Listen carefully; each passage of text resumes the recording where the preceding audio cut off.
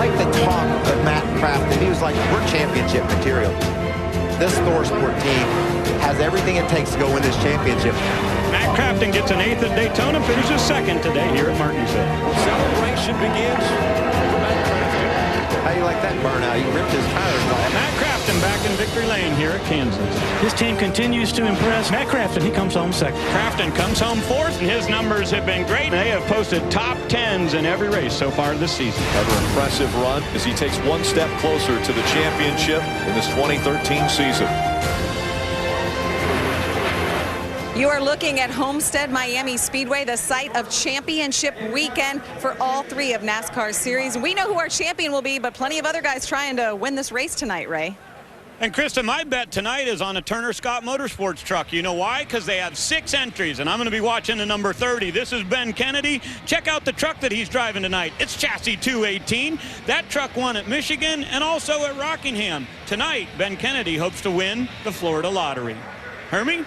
Well, Ray, James Busher won our championship last year, and earlier this year looked poised to be the first driver ever to win back-to-back Camping World Truck Series championship. It did not happen. Now, is it too quick to ask who will be the next one to come along and maybe prevent Matt Crafton from winning back-to-back? Maybe we'll start seeing that tonight. Bob? And guys, don't forget about Bubba Wallace in this race for the Rookie of the Year in the Camping World Truck Series. He's over there just chilling out a little bit. Before the start of the race here, he will line up 18th, and he thinks he's got a good truck. Boys? Well, thank you to everyone who makes the setup possible here at the track and the fans at home. Who will win this race? That question and others will be answered as the Ford EcoBoost 200 on Fox Sports 1 begins right now.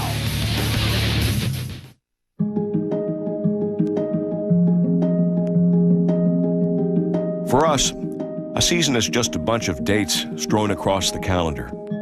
Finishes to witness and reasons to cheer. Each race an island unto itself. But for them, it's different.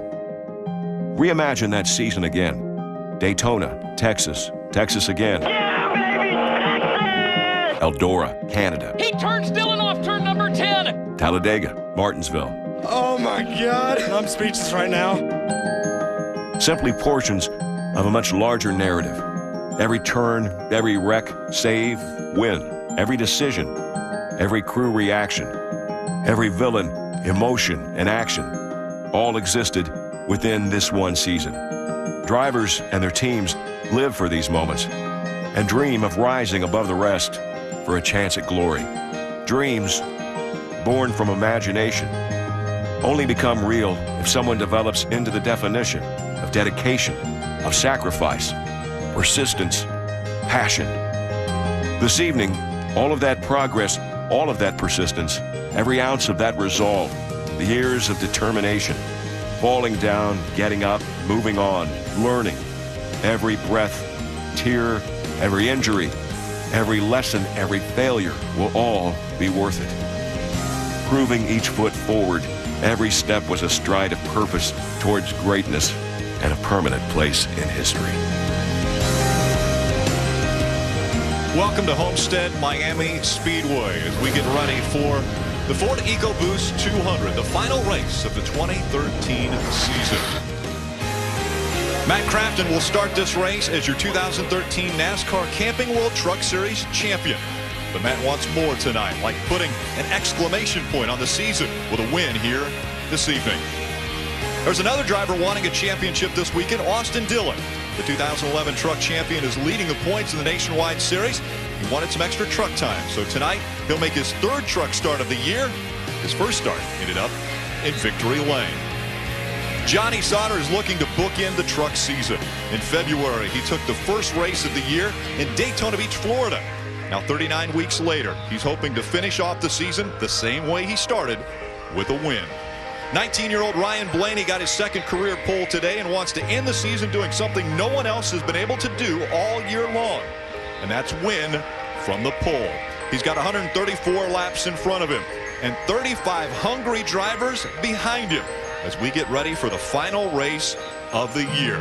Let's get things underway with our pre-race ceremonies. We go trackside now. Ladies and gentlemen, at this time, we ask that you please rise and remove your hats as the Miami-Dade Fire Rescue Honor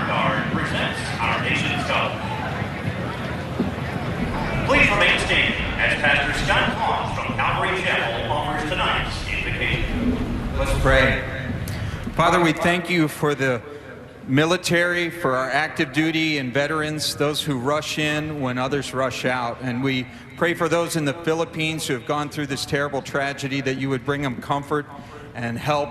And Lord, we also pray for the drivers and the pit crews tonight, that they would be kept safe. We thank you for this beautiful country that you have given us to enjoy.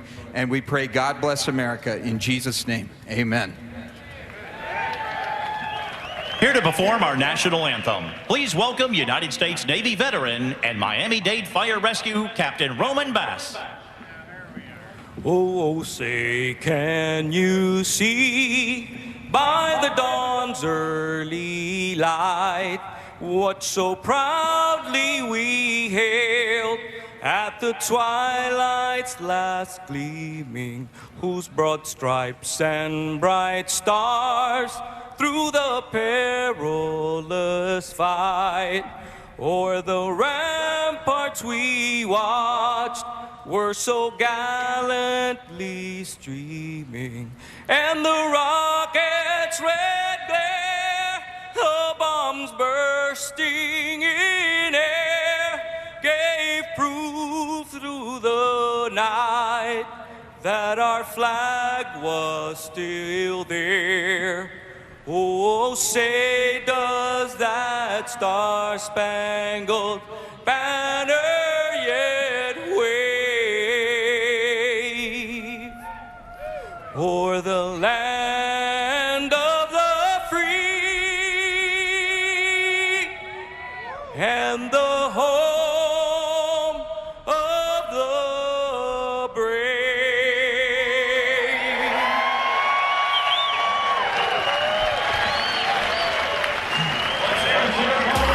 Tonight, we crown a champion.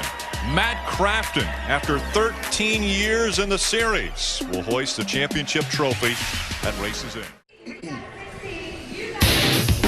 Championship weekend kicks off with the NASCAR Camping World Truck Series from Homestead Miami Speedway. As the drivers were climbing in, Matt Crafton got a little congratulations from Richard Childress, who's won a championship before in the Camping World Truck Series. Speaking of champions, how will Matt Crafton run this race tonight? That's a big question that we'll have to answer, as well as what kind of racing action are we going to see? Who's going to be able to outduel the other to get to the finish line first? Hello, everyone. Rick Allen, Phil Parsons, Michael Waltrip with you once again as we round out the 2013 season. All right, Matt Crafton, we know he already has the championship. Does that mean that he will race differently tonight for this win? I tell you, this guy made his first start at the end of the 2000 season. Finished in the top 10 in that race. And he's been doing it ever since. Every single race since the last race of the 2000 season, he's teed it up. He's finished in the top 10 well over half the time. So consistent. This year, 19 times in 21 races, he's finished in the top 10. So do I expect Matt Crafton to finish in the top 10? Absolutely. Because remember, he wants to win that owner's championship for Duke and Rhonda Thorson. That's very important to him. We know he's got the driver title locked up. He wants to win that owner championship. He has to finish 18th or better. For Matt Crafton, that's a layup. And think about Matt Crafton. He's finished every lap this season, and when he gets into this race, he's going to be faced with a lot of options. Optionality, we called it earlier. When you get to the corner, you can go wherever you want. Look at Jeb Burton down to the bottom and Darrell Wallace Jr. up to the top.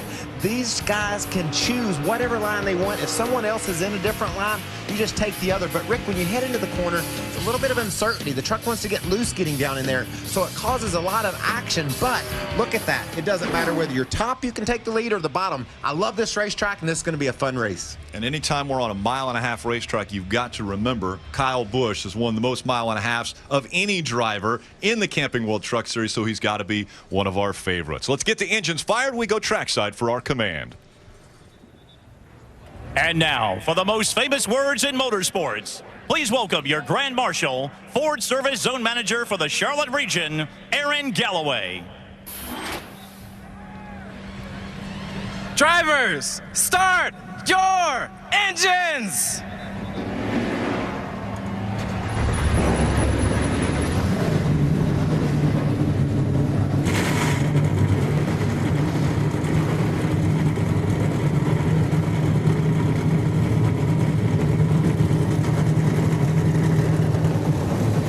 The engine's fired for the final time of the 2013 season. Who ends up in victory lane tonight?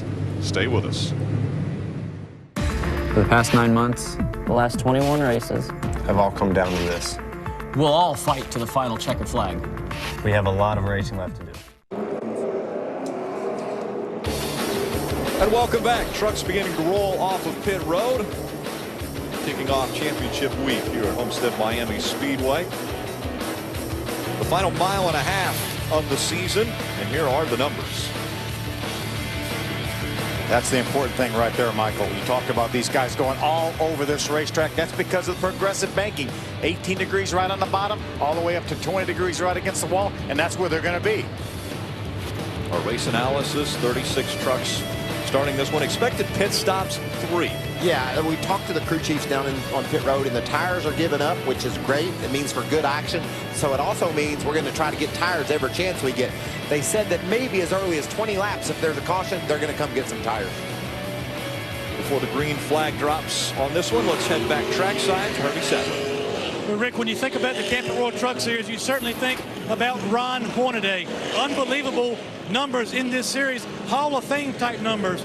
Starts, wins, championship. You see it, a 4-time champion, 51 wins, 223 top 10s, and winner here in 2002. Well, last weekend after Phoenix, he was separated from his team, NTS Motorsports. They parted ways. We weren't sure if he was going to be at Homestead. The Turner Scott Motorsports team put this team and this truck together for Hornaday to make this start. He's in the truck 34 for Turner Scott tonight. Ray? Hermie, we've talked about how exciting the last lap of this race was a year ago. When Cale Gale got his first victory, everybody was excited. And here at Homestead, we've had 5 first-time winners. But let's look at 2013. What an impressive list of first-time winners we've had. Larson, Burton, Elliott, Wallace, and Jones. Some really great young drivers. But who else could put their name on that list tonight? How about Ross Chastain, Paludo? How about Townley, Gresham, Kennedy, or Quiroga? There's an awful lot of guys hoping to join the parade tonight. Bob? Ryan Blaney became a first-time winner in the NASCAR Camping World Truck Series last year. He also has a victory this year, 6th in points for the 19-year-old, the son of Dave Blaney. And now he's on the point for the 2nd time this year. And he would like to cap off the season with a victory. He's in a battle right now for the Rookie of the Year honors to be awarded Monday night in Miami. And he's told me before the start of this race, he said, what better way to cap that off and win that award by winning the final race here at Homestead. Rick? Thanks, Bob. Always a great show underneath the lights. It will be something that our cameras will capture all night long. We've also got cameras riding along with some of these drivers. Yeah, let's ride along with Timothy Peters. He's in a Parts Plus Toyota. He got a big 1.5 mile win at Las Vegas back in September, trying to get number 2. You see his best finish here, 4th in 2009. Timothy Peters will start from the 19th spot. Check out Darrell Wallace Jr. He's going to start 18th in his Camping World Good Sam Toyota truck. He is a guy that's on the move. He's already won once this year. He's in a tight rookie battle like we talked about. A big night tonight. Could win him Rookie of the Year. We'll ride along with him. Why don't we just ride along with our champion right there? Obviously, the engine fired. Matt Crafton is our 2013 Camping World Truck Series champion. And he's going to start this race from the 8th spot, going for that Owner's Championship, too. Let's hop up inside the top 5 and hop on board Melon 1. Those are Maryland melons that is on that truck, sponsored for Ross Chastain. He's obviously been close to winning 2nd twice. We know how bad he wants it. He's not racing for points. He's racing for a ride. Tonight could be big for Ross. So that'll give us some great pictures as the field being told one more time around before the green flag flies for the last time on 2013.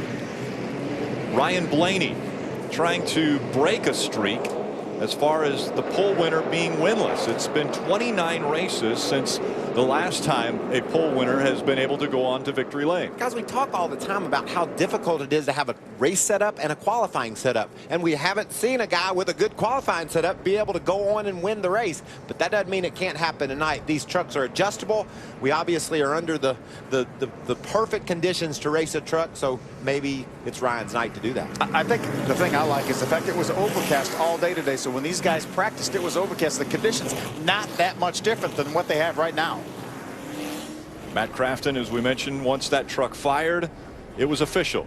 Your 2013 NASCAR Camping World Truck Series champion. And what an amazing career he has had. I mentioned it before. I almost call it a breakout season for him. He's not missed one lap this entire season. It's been a joy to watch Matt Crafton march his way to this championship and just see the confidence grow and grow in him throughout the whole season. And now he's at the point where the championship's his, but he has unfinished business, Phil. He's got to go out and have a solid night tonight and lock up the championship for his owner. That's a big deal.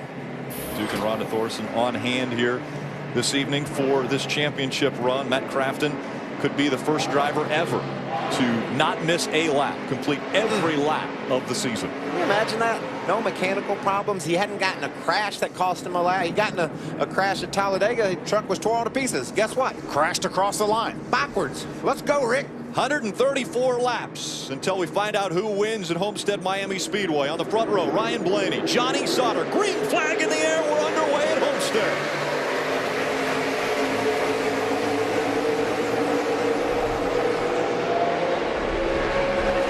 Ty Dillon had designs on maybe making it 3 wide as they got down to turn number 1. And I told you Ross Chastain's racing for a ride. We saw him look to the inside as well as he tried to grab third away from Dillon from that 5th starting spot. 3 and 4 wide as they go down the back stretch, getting ready to enter turn 3. Touchy time right now with the air pressure's down real low on these trucks. Especially since look at all the different lines and all the different grooves. Side-by-side racing on low air pressure is a hard road to hoe. It will be interesting to see if everybody can keep from making a mistake with the intense competition that we see. There were trucks right up against the line by the apron and all the way to the wall on that first lap. I just like a truck that can pass on the bottom. Eventually, everybody's going to be ringing up at the top, I believe, because that's where the most grip is.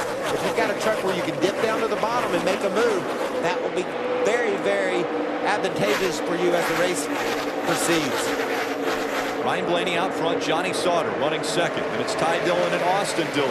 Nose to tail, third and fourth. Nelson Piquet Jr. is fifth. How about Darrell Wallace Jr. making the move in that number 54? See Hornaday, that 34 truck, we're not used to seeing him in that truck. Dives down to the bottom of the racetrack. Well, guys, I want to tell you how competitive it is here. Ross Chastain started 5th, and Darrell Wallace Jr. 18th. They were side by side right there on lap 2. A lot of comers and goers here early. Gil Gill, last year's winner, driving the 33 truck. He's currently in the 9th spot, so he's in the top 10. It's Ben Kennedy in the 30. Very close to the back bumper of Ross Chastain. And that's something you're going to see all night, Phil. That was a slide job. Ross didn't have the momentum, but he had the track position. He moved up the hill, and those guys behind him had to scramble. Here, that 39 truck right here in front of Timothy Peters is making some good ground up on the bottom. That's Ryan Sieg. Field lining up as they go down the back stretch into turn 3. There's that 51 truck of Kyle Busch already up 5 positions from his start. Ryan Blaney holding on to almost a second lead over second place Johnny Sauter, but very close behind Sauter's Ty Dillon. Yeah, look for Ty Dillon to be, like we said in the pre-race, the guy you're going to have to beat tonight if you want to win this race. That 3 truck is solid on these big tracks, and Ty's proven he knows exactly what he's doing behind the wheel. 4 laps complete on lap number 5. This is Crafton looks to the inside, and we've got debris on the racetrack bringing out our first caution. That means, oh goodness, we're going to have another restart. Like a brake duct?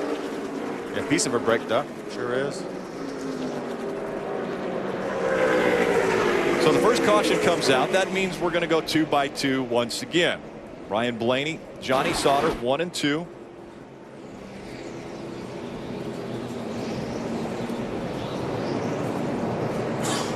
There's the debris flying around there. Yep. As soon as that flies, you can't tell what it is. You got to put out the caution in case it's something bigger than a brake duct, and a lot of trucks hit that. Including the 13 of Frank Kimmel, who's making another start in the Camping World Truck Series.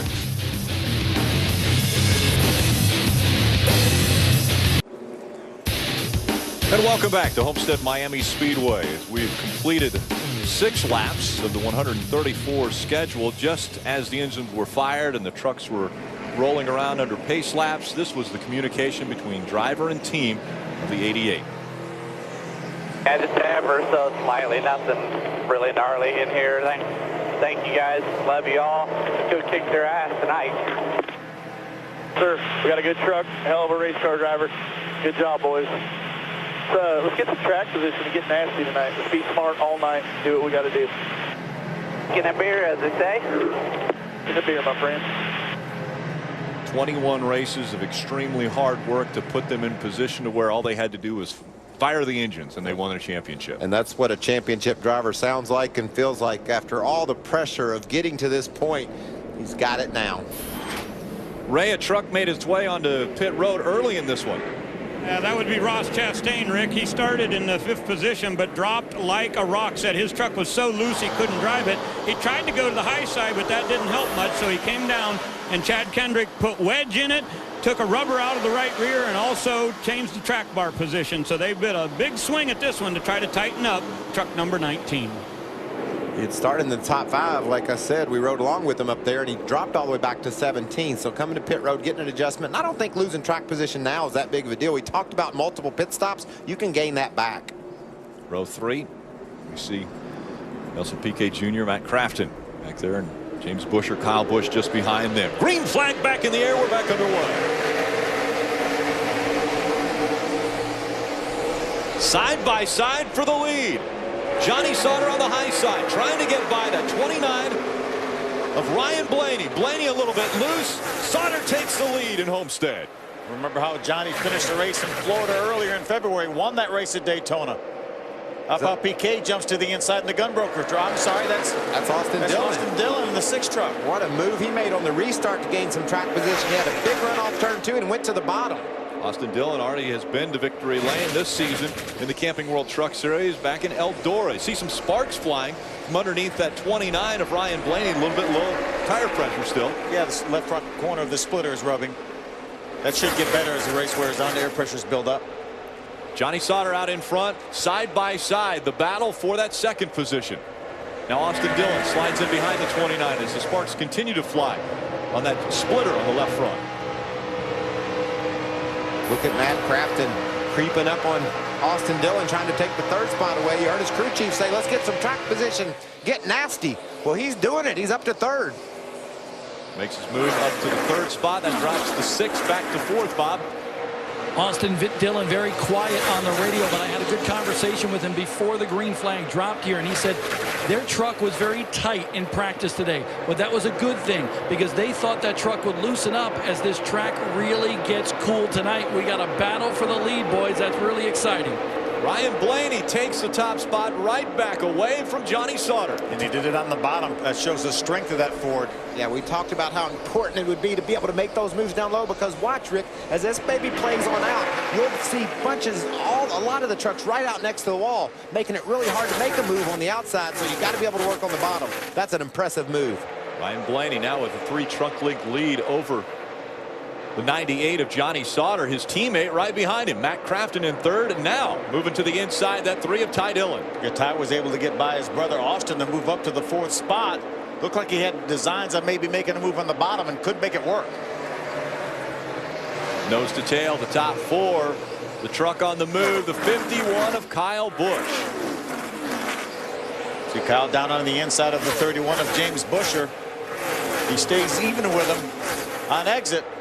Like James gets a bit of a run off. Can Kyle hang in there and watch him dive hard into 3? You can get in harder on the inside than you can the outside, but it's really hard to keep that momentum up. As you see Kyle drifting and drifting up the track, you can't keep your momentum up on exit, and unless you sort of do the slide job that we saw a bit of there, you're going to lose that spot. But Kyle was able to cut James off and take that spot away. Here comes Jeff Burton in the 4, working to the inside of James Busher, trying to take that spot away. Michael, you talked about Jeff Burton was the guy that you thought maybe win this rookie title. He's making some moves now, looking pretty good early. Ryan Blaney still out in front of the field, the closest competitor that he would have to get by.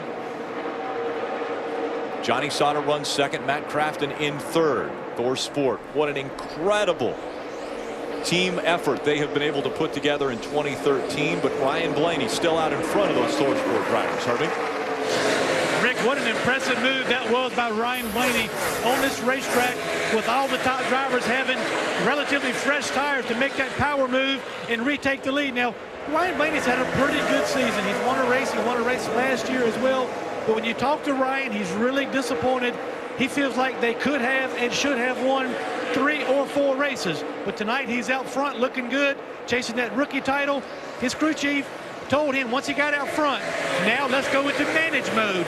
They feel like tire management may be the key to be able to keep this 29 out front. Thanks, Hermie. Look at the different options that these drivers have. Ryan Blaney running right up against the wall.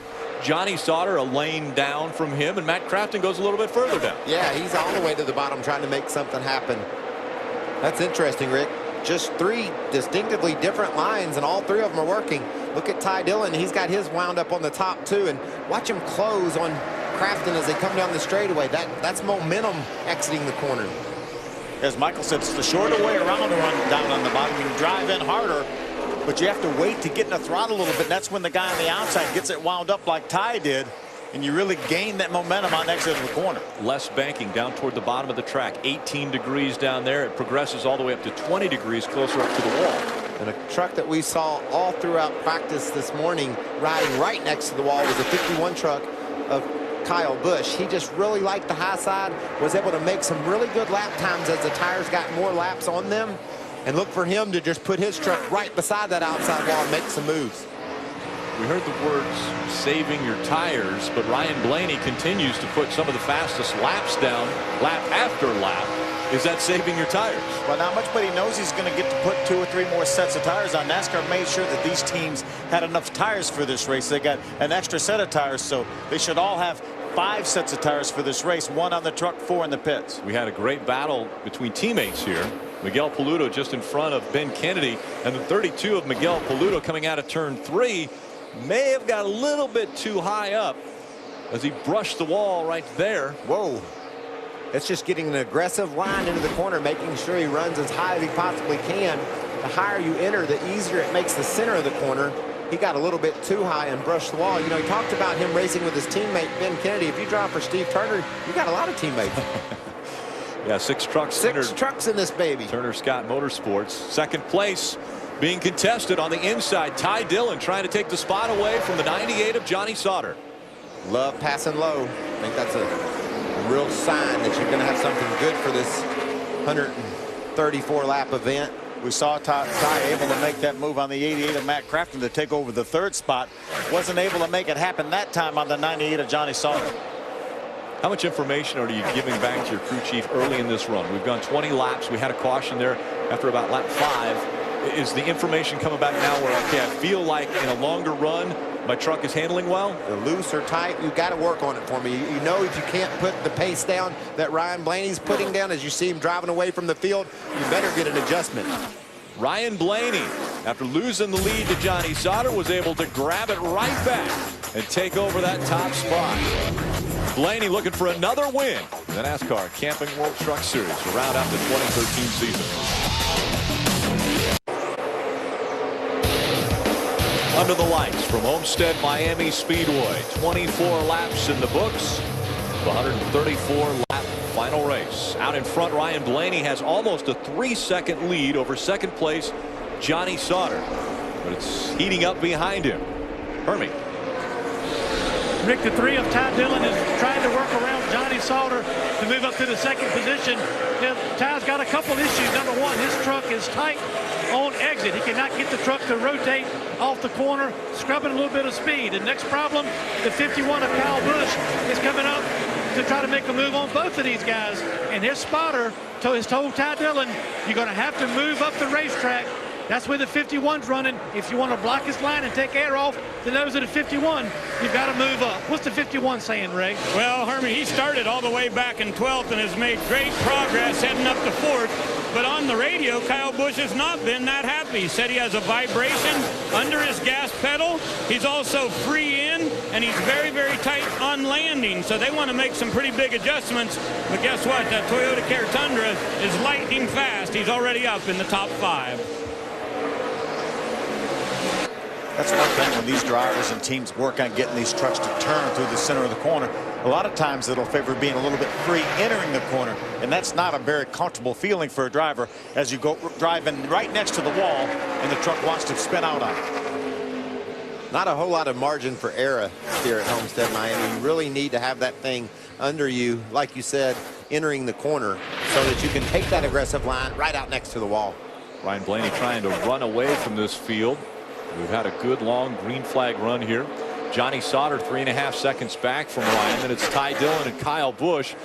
Those three trucks running very close together. As a matter of fact, Ty Dillon trying to take second away from Johnny Sauter now. And if he don't complete this pass down here in turns 1 and 2, he'll lose third to Kyle Busch, but he does complete it, and Kyle goes to the bottom like Ty, trying to draft past Johnny Sauter, and they're both going to make it. So second and third goes to Ty Dillon. Then that 51 of Kyle Busch all the way back to fourth now.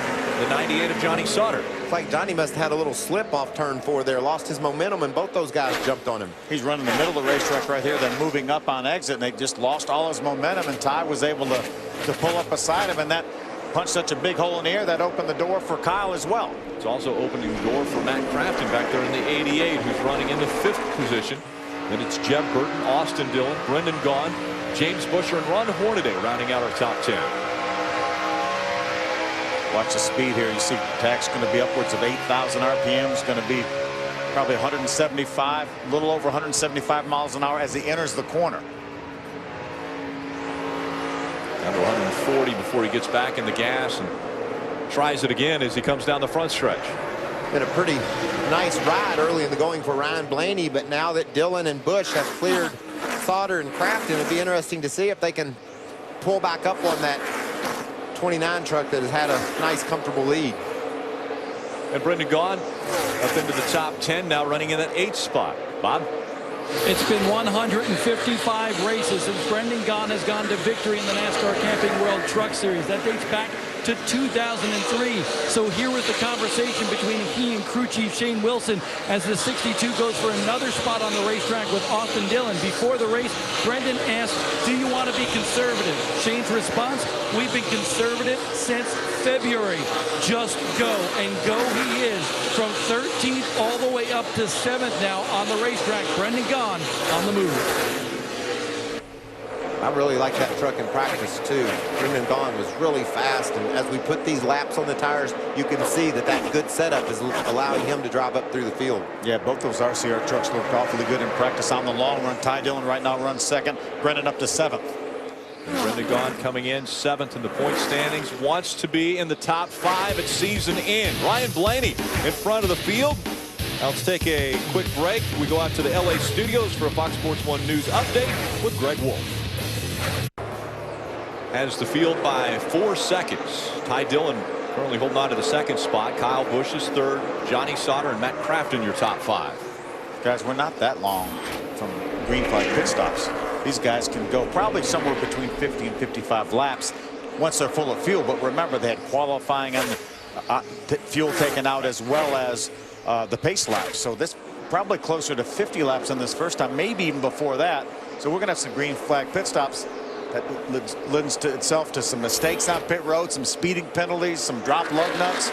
We'll see what would shake out if we get a full round of green flag pit stops. Who has the advantage in a situation like that? An experienced veteran team or maybe a one-off team? No, you certainly want to have experience, not only with the team, but there's so much time to be gained and lost exiting and entering pit road.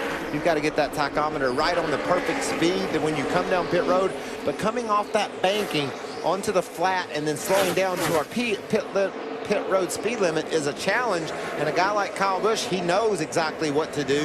Ty Dillon's experienced, he's young, but he's experienced well. Those guys know exactly how to get onto that pit road, but the more times you've done it, the better you can do it. And Ray Nelson PK Jr.'s dropped back to the 14th spot. Yeah, the last couple of laps he has said it feels like something may be wrong in the engine, but he said he really thinks it's a fuel pressure issue. Said he'd been watching the gauge, but the engine's starting to sputter a little bit, so they're concerned down in the NTS pits. Great qualifying run for Nelson and that team. Started up front. He's hanging in there 14th if they... And the caution has come out. You see the gunbroker.com 18 of Joey Coulter slow on the track, right front tire down. Looked like he had some contact a little bit with the right rear too, maybe a spin, flatten that tires during the spin. And the unbelievably dismal year for Joey Coulter. Is everything that can go wrong has gone wrong for Joey Coulter, and continues tonight. He's on pit road, so he'll take that truck to the attention of his crew.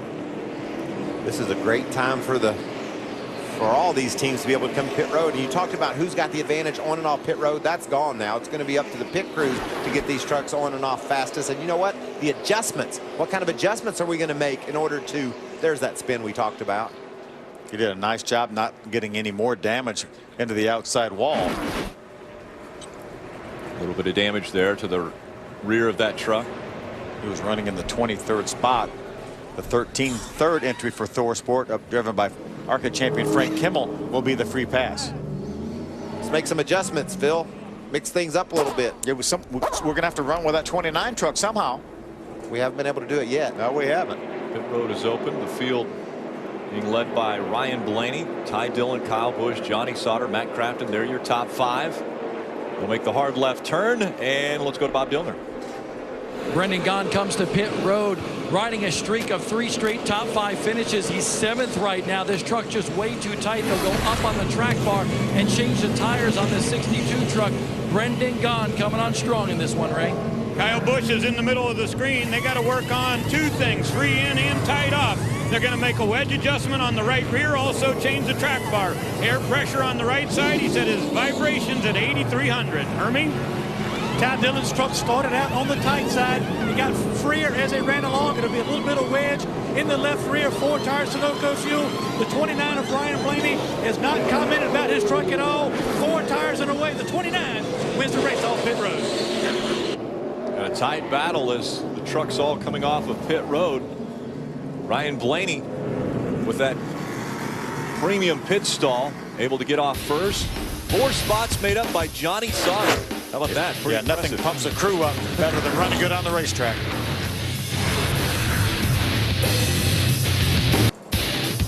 Welcome back to Champions Weekend. It's Championship Friday for Matt Crafton. Championship Weekend will continue on Sunday with Jimmy Johnson. All he has to do to complete the 6-pack is finish 23rd or better. Yeah, what? That's not that easy. All he has to do. 400 miles on this very tricky racetrack, running 3 inches off the wall. What's his last 2 finishes here in Miami? They're outside the top 20. Yes. Huh? Drama? There is drama. There's definitely going to be drama. Who's got the pole for that cup race? Looks like Kinsey. Yeah, maybe the closest pursuer. Anyway, go ahead. Bob Dillner. Austin Dillon in that 6 truck lost a couple spots on pit road, and that's because they took their time. Currently running 9th right now. That truck just way too tight, so they stuffed a rubber in the right rear spring to help it turn a little bit. Hopefully that'll be that much better for the 6 truck. Right? This has not been a great track for James Buscher. His best finish has been 12th. Right now he says his truck gets tighter and tighter on a long run. Hermie? Yeah, Burton qualified 15th. He's up to 6th. Really likes his truck a little bit tight, a little bit of an air pressure adjustment, but Jeb going the right way. Ryan Blaney, Ty Dillon making up the front row. Green flag back in the air. Blaney chose the inside line, and it is working for him. Had a little push from that 98 of Johnny Sauter. Now Ty Dillon's going to get the momentum up on the high side in a side-by-side battle with that 98 of Sauter. Look at that charge Matt Crafton makes through the middle of the turn and drives up on the outside of Kyle Busch. Now he's going to go to the inside of his teammate Johnny Sauter.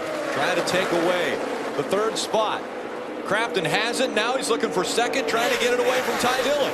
Wow, what a restart for Crafton. So Johnny Sauter had to get out of the throttle to keep from running into that teammate. Jeff Burton looks to the inside, trying to take positions away. He gets to the inside of the 51 of Kyle Busch. Busch has the momentum. He's able to stay in front.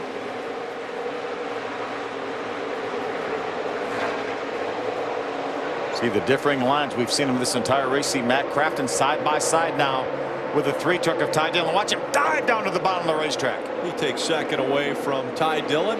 Your champion, Matt Crafton, running 2nd here at Homestead. I like whatever adjustment we made to that baby, don't you? Sure do. What an impressive restart for Matt, driving on the inside and outside of trucks up to the 2nd spot. How about Jeb Burton now down to the inside of the racetrack, trying to get by the 51 truck of Kyle Busch. Running in the 4th spot, it's Johnny Sauter. So it's Ryan Blaney, Matt Crafton, Ty Dillon, Johnny Sauter, Kyle Busch. Your top 5 with Jeff Burton, James Buscher, Austin Dillon, Ron Hornaday, Brendan Gaughan, your top 10. What, 3 wide here? Maybe 4? These guys are trying to get all they can possibly get on these restarts, knowing how hard it is to pass here. Grab a spot now. Try to hold on to it later. A lot of options for these drivers, and they're taking advantage of them early. Look at Matt Crafton. He's up there closing in our leader. Hasn't seen anyone catch Ryan Blaney all day, but it looks like Matt's there. Matt ran about a half a second faster than Ryan Blaney did that last lap. And he's a half a second behind, and now that gap is gone. Here comes Matt Crafton, trying to put an exclamation point on a perfect season. Ryan Blaney just in front of Matt Crafton, Ty Dillon, Johnny Sauter, Kyle Busch. Run where they ain't, I think you've said numerous times. In baseball, the goal is to hit it where they ain't. Well, in NASCAR, you got to go where the other truck isn't so you can make these moves, and you have those options here at Homestead, and Matt Crafton's doing it. It's amazing how strong that Menards truck is on the bottom of the racetrack. That's the strongest truck we've seen on the bottom this entire weekend. Matt Crafton takes the lead away at Homestead Miami Speedway. How are you going to race for this championship? Celebrate your championship out front, right? His teammate did it back at Kansas in October. Frank Kimmel won the ARCA Racing Series championship by winning the race. And now Matt Crafton leading the field here at Homestead. Ryan Blaney back to the second spot. Ty Dillon, Johnny Sauter, Kyle Busch, your top five. Now Jeb Burton looking to the inside of Dillon. He'll take that spot away. We saw Jeb Burton very, very loose in qualifying. His team made some great adjustments, and now he's got a good handling truck. Or except there. Or does he? Or maybe he's just hanging on to it better than the rest. How about a very fast truck? Yeah. He never backed off and actually gained ground on the truck he was racing. Austin Dillon was able to take the spot back away. Now on the high side, Jeb Burton back in front of Austin Dillon. I like it. These truckers like to hang it out. Do whatever it takes. You only got 134 laps to get it done. You better be in a hurry. Hornaday in that 34. Just behind Austin Dillon. Here comes Brendan Gaughan, the South Point Chevrolet number 62. We saw him make his way up into the top 10 before the caution flag in the pit stops. Hornaday likes to dive that truck to the bottom and try to gain on the entry. He didn't make any ground there. In fact, he gets loose up in the center of the corner. Looks like Brendan's going to try the bottom. No, decides to fall back in line, but Brendan's got a great truck. See James Busher, the 31, pull out a line to get to the inside of the 77 of Ramon Quiroga. 1 and 2. Matt Crafton in front of Ryan Blaney, separated by a truck length. Looks like Ryan's truck comes in maybe better after a few laps, and he's able to hang with Crafton, and now starting to look on the bottom of the road to see if he can find any room around Crafton. Good run off turn 2. Side by side for the lead. Here comes Crafton on the high side once again to take that spot back. But Ryan Blaney showing his strength at the bottom of the track. All the way down to the bottom, you see Matt Crafton moves down the racetrack a little bit, runs through the middle of the racetrack. Look at Ryan Blaney in there. He's driving the heck out of that thing sideways, trying to work his way around Crafton for the lead, and he was sawing on that wheel. 54 laps complete on lap 55 of 134. Here comes Ty Dillon in the 3, using the momentum on the high side. He's going to come into this battle. You can see that 3 truck close in, ran the high side all the way through the corner, had that momentum as you mentioned. Now Ryan Blaney goes back up to the top. Matt Crafton running through the center of the turn, able to hold off that 29 of Blaney. Kyle Busch, the 51, continues to hold down the 4th spot. He's about 6 truck lengths behind that 3 of Ty Dillon. You mentioned that Frank Kimmel was able to win the championship at Kansas earlier this year. Well, that's exactly where Matt Crafton got his 1 win. Stuff makes me want to fight. Battle for the lead. Ryan Blaney, Matt Crafton. Blaney strong once again on the bottom of the track. Can't take it away from Crafton. Momentum pulls back in front. Almost cleared him. Didn't quite do it. Look at Ty Dillon now. He's going to try to close up on the tailgate of the 88. Which way does Dillon go? It looks like Blaney's strong into the corner. Maybe completes the pass this time. He has the advantage. He's able to stay in front of that 88. The momentum with the 88 now is he'll close the gap as they go into turn number 1. I was watching the scoring monitor while we were away at commercial break. The top 3 trucks were separated by 15 thousandths of a second on that lap. Bubba Wallace got into the wall coming off turn 4.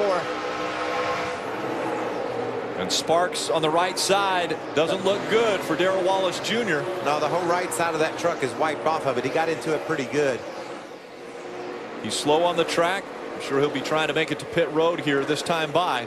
Smoke rolling out from underneath the fenders. Tough break for Bubba. What an outstanding year, though. Got to victory lane at Martinsville. You see the right front tires down on that Camping World Good Sam Toyota. About to lose the shell of that right front. And caution comes out once again. And Phil, I can't. That's a tough break for Bubba here, but I just was so impressed with the job he did at Martinsville. He had Ty Dillon just roughing him up on that restart, almost into the outside wall, but he kept fighting, and he was able to fend him off and grab that victory on the short track. What an amazing job he did. This was about 5 laps ago. A little contact there.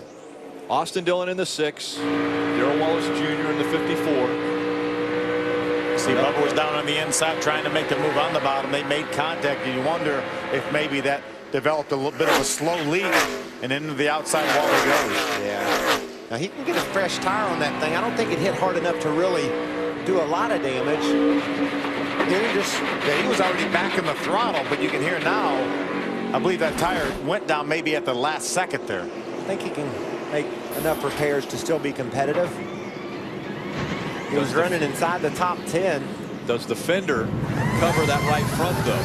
Or is that going to be coming down on it when he gets into the turns? I think he'll be all right there. The team will pull that out and work on it. Yeah, he'll be able to come back. They're working on it right now, and he can come back in the pits, too, to continue to work on that truck. These trucks are pretty tough. They are, and we talked about the fact that these teams will continue to come to pit road for fresh tires because they're so important. So maybe Bubba can rebound from this, but that job he did at Martinsville was an amazing fight, and he was rewarded with a giant grandfather clock that I know he's really proud of, and for the rest of his career he'll think about that day. You helped him put it in his apartment, didn't you? Yeah, we carried it up the stairs. There's 70 laps to go. They're going to have to make another pit stop. Even if they come to pit road now, there's still another pit stop out there looming. We got to come. We got to put tires on it. We're almost halfway through our next run here. Do you do 2 tires or do you 4 tires? 4. Everybody's going to do 4. 4 tires on this stop. Ryan Blaney once again leading the field onto pit road. Bob.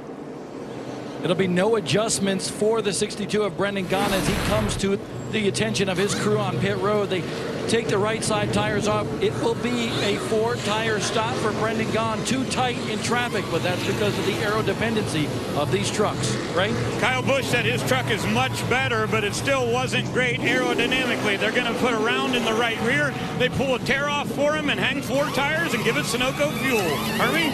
Our champion Matt Crafton hits his pit box. His truck is a little bit tight through the center. They're going to make an air pressure adjustment. 4 tires and Sunoco fuel. The 29 of Blaney was loose on the beginning of that run. Make 4 tires a track bar adjustment, and he will lose the battle off pit road to Kyle Busch. Huge pickup by Kyle Busch. 3 positions and to the front of the field coming off of pit road. That's how close it was. Even though Ryan Blaney had that first pit stall, the crew did a better job for Busch. Kim's barely holding on. It's Kim Lopez up on the flag stand. When the trucks come by, it about takes her down from there. That's a fun job there. I like that. Pretty windy out too today. Yeah. Bob Dillner, what'd they do to that 77 truck? Well, he's definitely climbing through this field right now. He started 20th, and Herman Quiroga is up to 8th. He's cracked the top 10. His crew chief, Dan Stillman, told me, little loose, little tight. You know him, but we changed 4 tires, and he likes his truck. He's coming through the field, Ray. Hey, Bob, James Busher and Jeb Burton got together coming down the front straightaway, caved the front nose in a little bit on that number 31, so they've spent a good bit of time in the pit area here trying to repair that Rheem Chevrolet. James Busher said his truck got really, really tight after that damage on the left front corner. During the 13 of Frank Kimmel was too fast on pit road, so he'll have to serve that penalty. What about our man Ross Chastain? He started up the top 5, fell all the way back to the back half of the top 20 or top 15 or so, and now he's worked his way back into the side top 10. What did he do on pit road? Wonder what kind of adjustments he's made, because that truck's way better. It is way better too. Now he's getting closer to some clean air too, so could get better as he gets closer to the front. And you know what I liked as he marched his way back through the field? He was running the bottom of the racetrack. He could do some of those things that we saw Ryan Blaney do late in the run, what we saw Matt Crafton do early in the run, and gain some spots back that way. You know, there may be a point where so many people are running up against the outside wall, they don't get slick up there, and at the bottom of the racetrack will be the place to be. Ray, what else is happening with that 19? Well, guys, they made a track bar adjustment the first time they pitted on lap number 6, but Ross said it wasn't nearly enough. So this last time they took a much bigger swing at it, raised the track bar 3 rounds, and made a big air pressure adjustment on the right side. Hermie Sadler? Ray, the 3 of Ty Dillon lost all his track position. The jack broke on this most recent pit stop, came in top 5 right now, 21st on this restart. Tough break for the 3. How about the fact that we're past the halfway point already? Yeah, this one's going fast. And that may be something that will be tough to overcome this entire race here for Ty Dillon right now, being shown in the 20th, 21st spot. Kyle Busch, Ryan Blaney up in row number 1. I was okay with falling to the back early in the going, but you're right, Phil. We're getting deep into this baby, and it's so hard to pass. You better have a truck that works good on the bottom of the track if you're going to come from the back, because all the other trucks will be up top. And he's going to need some help. He's going to need some well-timed caution flags to make up that gap. Kyle Busch, Ryan Blaney making up row number 1. Green flag back in the air. Kyle Busch, a race leader, chose the outside line. Ryan Blaney on the inside. We saw how good Ryan was on that last restart from the bottom, and he may wrestle that lead away from Kyle Busch. Trying to keep the momentum up. The 51 of Kyle Busch behind that 29 as they come out onto the backstretch, side by side for the lead again. He liked a foot having that spot away from Kyle, and he didn't get it. Here comes Matt Crafton now, trying to take second away from Ryan Blaney. That slides up the racetrack, opens up the bottom for Blaney. They stay side by side at exit. At the stripe, it's Kyle Busch, Matt Crafton, Ryan Blaney, Jeb Burton, and Ron Hornaday, your top 5. How about Ron Hornaday in the 6th Turner Scott Motorsports truck running up in the top 5? I was talking to some of the guys down there, and they said everybody that had a pulse that worked at Turner Scott Motorsports is working tonight with all these trucks. And look at Hornaday go. He cleared Burton off turn 2. Now he's going to try to grab his way around Ryan Blaney and take the 3rd spot away. How amazing is this for Ron Hornaday? This is the 8th different team he has driven for in the Camping World Truck Series, and he's battling for a top 5 spot. And he's been fast for each and every team. Kyle Busch out front. Matt Crafton running second. Ryan Blaney, Ron Hornaday, Jeb Burton, your top 5. Hornaday is able to make the pass on Ryan Blaney, now moves him up to 3rd. One of those teams he drove for, Rick, he had 1 start for Express Motorsports. You know where he finished? First. Right here at this racetrack. So don't put anything past our man Ron Hornaday. He's going for the 2nd spot. And he is about to take it away, and now the momentum comes back to the 88 and the 29. Both of them get by that 34 as they enter the turn. What a move by Ryan Blaney. He saw an opportunity. Those guys got seized up a little bit side by side, and Ryan took advantage of it. He went into turn 3 running 4th, and he came off turn 2 running 2nd. We've seen this before. Ryan Blaney, who'd been out front, got passed on a restart. Then as the run kept going, that 29 got stronger and stronger and stronger, and now he's trying to reel that 51 back in. Bit of a wiggle right there in the center of the corner. But Kyle, since the restart, Rick, has been dedicated to the bottom of the road. See if he keeps it down there as these guys start to line up and catch him. A little bit higher that lap, but the lap before he was right on the bottom of the track. The gap closing between the top 2. Kyle Busch just a half a second lead over Ryan Blaney. Ryan had the fastest lap that last lap, down under 33 seconds at a 32.88. The momentum staying with that 29 as he runs the high line. Matt Crafton back there in 3rd. That time by 0.4 of a second. Made up a 1/10 of a second on your race leader. Again, the fastest truck on the racetrack that lap. But he can't shake that 88 of Matt Crafton. Matt Crafton staying strong. Clinched the championship when he strapped into that truck before the green flag even flew. And Blaney and Crafton just drafted right up to the back of Kyle Busch, and both of them are looking to the inside of him. 3 racing for the lead. 3 wide for the lead. Past halfway. That's how we do it in the trucks. Kyle Busch on the outside. Blaney now trying to move down the track, but the 88 is there. Crafton going for the lead as they go into 1. What great racing here. Unbelievable. Was 4 wide coming this way? Here comes Hornaday. Looking to the inside. 4 wide as they come off of turn 2. The spotters say 4 wide. The drivers can't believe it. And guess who's going to enter this battle? The 4 of Jeb Burton. Kyle Busch back out in front. Ryan Blaney running second. Crafton is third. Hornaday is fourth. They spread back out to the point where they're single file. A lap ago, they were 4 wide. And 62 of Brendan Gaughan's joining this battle as well. His truck gets better and better. We know how good he is on the long run. I was going to say that, Phil, and he is showing it now, joining this 5-way battle for the lead. There they go again. Trying to run down that 51 of Kyle Busch. Crafton running in the third spot. He takes the lowest line around the track. Blaney stays up against the wall. The fight for second is on. I tell you, these guys are being able to make some ground up on the bottom of the racetrack. That really bodes well for the rest of the weekend. Oh, yeah, it's going to be an amazing weekend. We've got a great championship battle tomorrow in the Nationwide Series, and then Sunday the Cup finale is going to be huge to see if Jimmy Johnson can clinch his 6th championship. Last 2 races here finished outside the top 30, 20. Doesn't want to do that Sunday. 33rd and 32nd. Bad. Battle for the lead once again. Here comes Ryan Blaney in the 29. That truck continues to get stronger as the runs get longer. Look at Kyle Busch kind of trying to ease over and side draft Ryan Blaney, grab some air away from him, but Blaney's not having any of that. He's got a fast truck and drives around Busch. Wow, and opens up about 2-3 truck lengths over Kyle Busch. Ryan Blaney back to the front.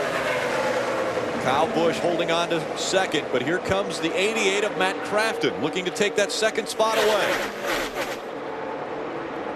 Not able to do it. He said, if Ryan Blaney can do it, I can do it. Wasn't able to make it happen that lap.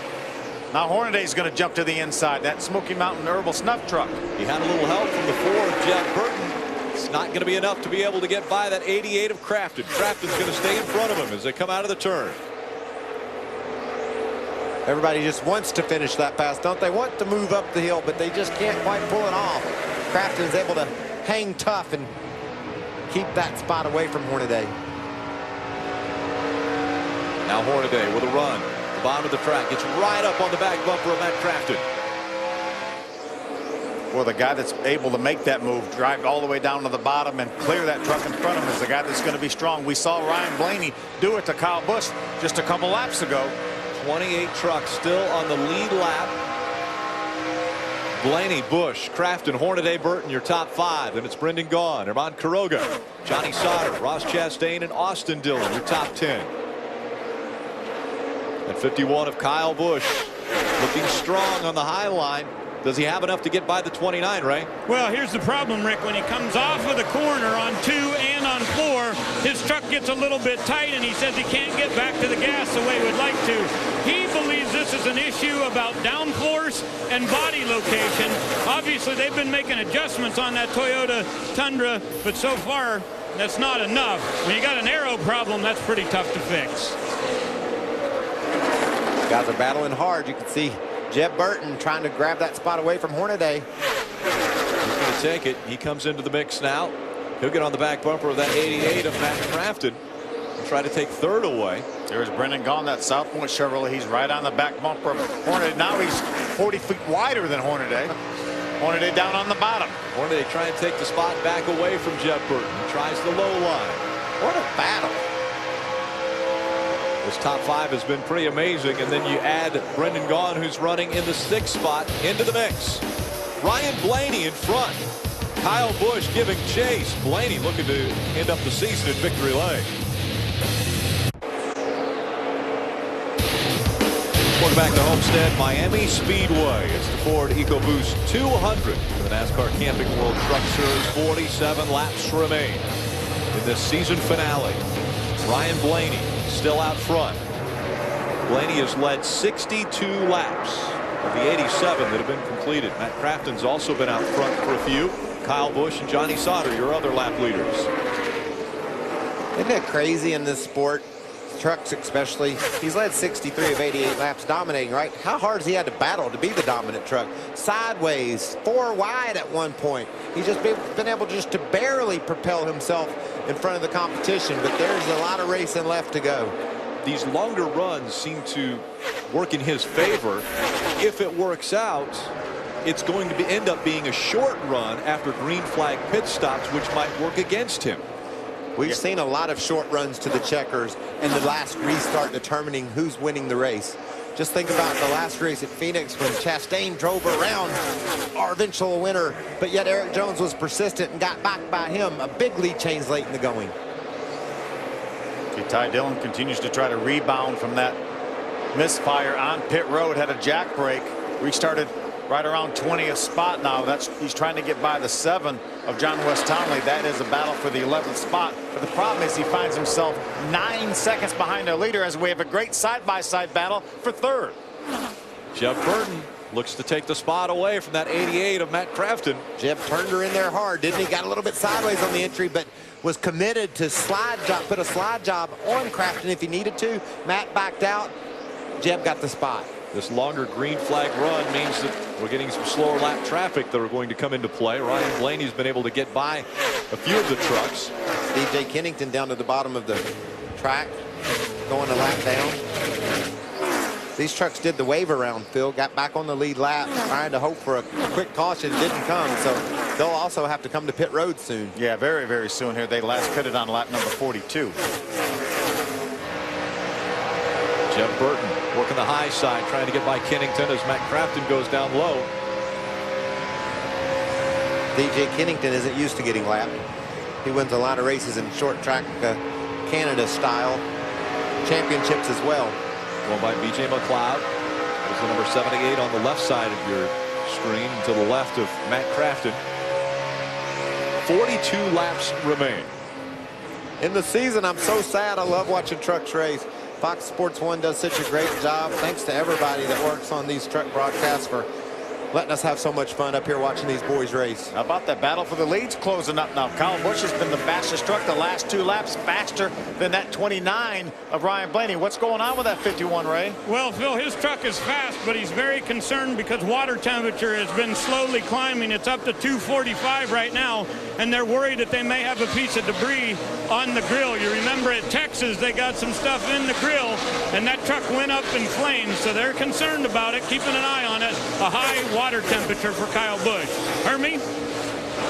Well, Ray, the 29 started out on the free side, and as it did last run, starting to snug up just a little bit. The biggest concern right now in the 29 pit is they're saying be careful where you catch lap traffic on this racetrack. 29's in the wall. Ryan Blaney into the wall. The 51 goes by. Caution, caution, caution. And the caution will come out. And that just the wall or something happened.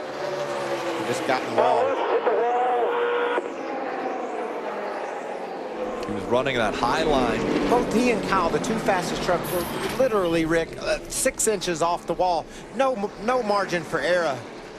And Ryan slipped up into the wall, only fell back to 3rd. He's going to lose some time on this pit stop, though, bud. Yeah, and we saw Ty Dillon only able to get to the 11th spot. You can't give up too many positions, but they are going to have to take a little bit of time, I think, to make sure the tire is clear. But he only fell back to about the 3rd spot. 40 laps to go when they come to pit road. We take another look at what happened with the 29. Right up into the wall he goes. Just a little bit too high. They're running within inches of the wall anyway. Just overdid it just a little bit. You could see both he and Kyle Busch right out next to the outside wall. Ryan just by a hair jumps that cushion, gets his truck into the outside wall. Now he's another Rookie of the Year competitor who's had a problem tonight, and he's leading the points. Pit road is still closed, so the field falling in behind the pace truck.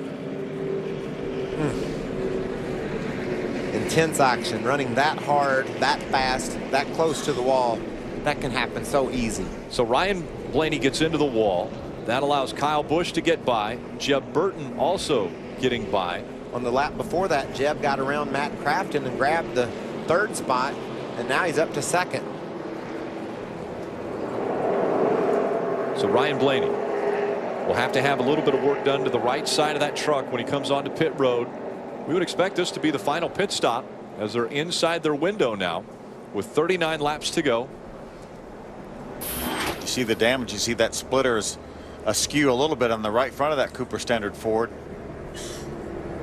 Phil, you talked about Busch had begun to close on Blaney a bit, so I'm sure Ryan was just trying to find a little bit more grip, a little bit higher, and got into the wall.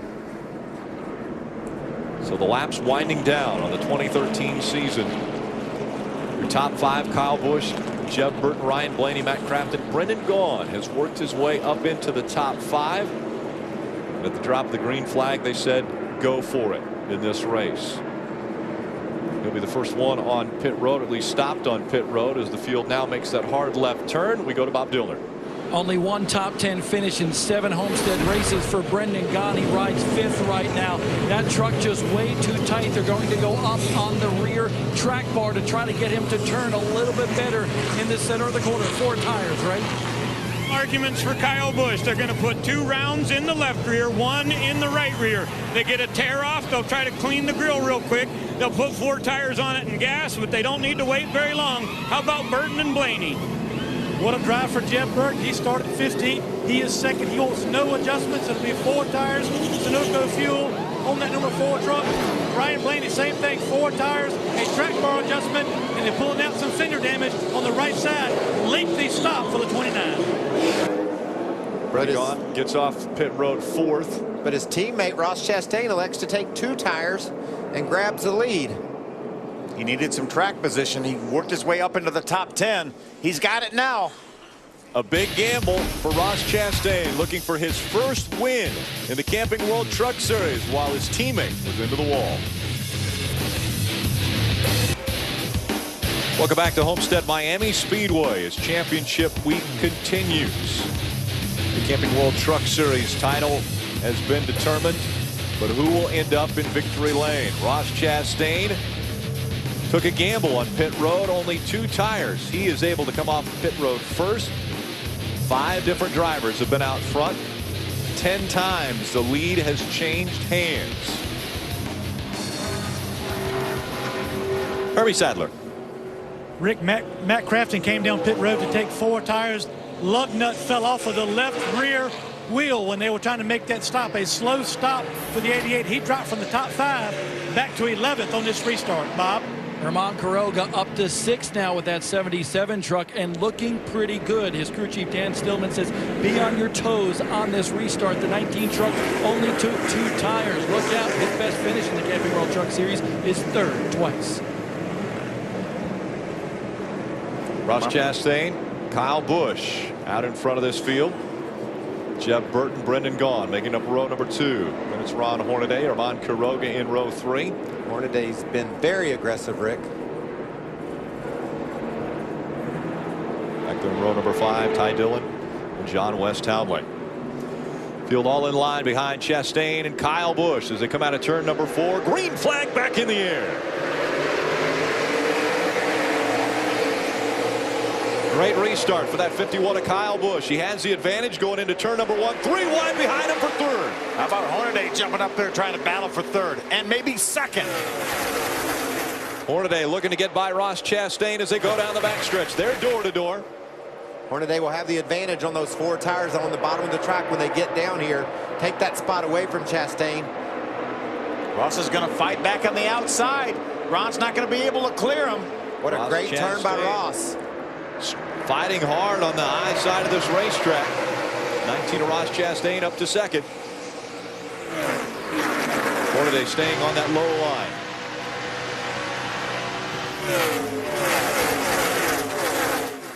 Ross is hanging tough on the outside. Hornaday's making a run at him on the bottom. Can't do anything with him. Here comes that 62 of Brendan Gaughan. He's up into the top 4 now. Looking to the high side. He'll see if he can get by Hornaday. Look at Brendan go. Drives it hard up the hill. You can see that truck bobbling as he works through the corner. Able to take the advantage away from Hornaday. He's up to 3rd. And behind him into the wall.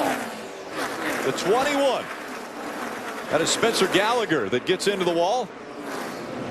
So the caution comes out once again. Takes Mason Mingus with him. Mingus into the wall where Gallagher won. Ooh. And involved in this, the 9. Nelson Piquet Jr. That truck looked a whole lot like that. that. I don't know where to go. After Phoenix. After Phoenix Phoenix not your race. fault, bud. Spot out. Heard him say had nowhere to go. Trucks are going to be directed to pit road as the incident took place on the front stretch. Spencer Gallagher in the 21. He'll be climbing out of his truck as the safety crew has got to him. Trucks coming down pit road will give the emergency workers time to attend to Spencer Gallagher as well as clean up that front straightaway. Look at all that oil coming out from the front of Gallagher's truck. That's spread all over the track, so this could be a lengthy cleanup. Great sign as the driver is about to climb out.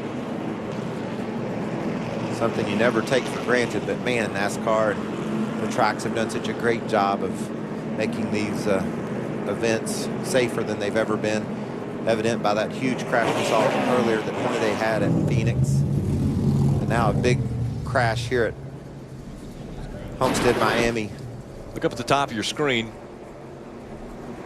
Fighting for position. It looks as though Gallagher gets loose and overcorrects. And I think right into the wall. Yeah, absolutely nowhere to go for the 9 of PK. Thought I saw Mason Mingus with a little bit of damage, but I think Mingus made it through. Watch again. This is on board with Darrell Wallace Jr. Boy, PK absolutely had no time to do anything other than just ride it out. He was right there behind Gallagher, and he spun up in front of him.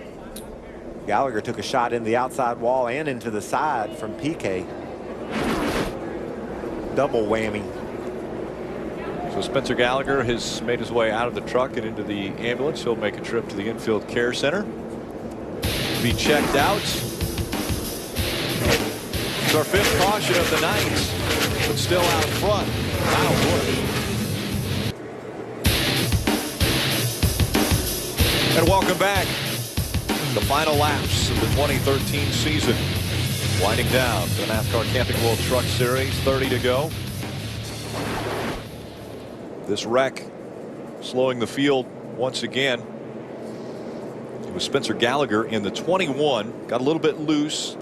And then nowhere to go for the 9 of Nelson Piquet Jr. He gets caught up in this. A lot of the other drivers did a nice job avoiding that incident. Austin Dillon running back in the 7th spot, Bob.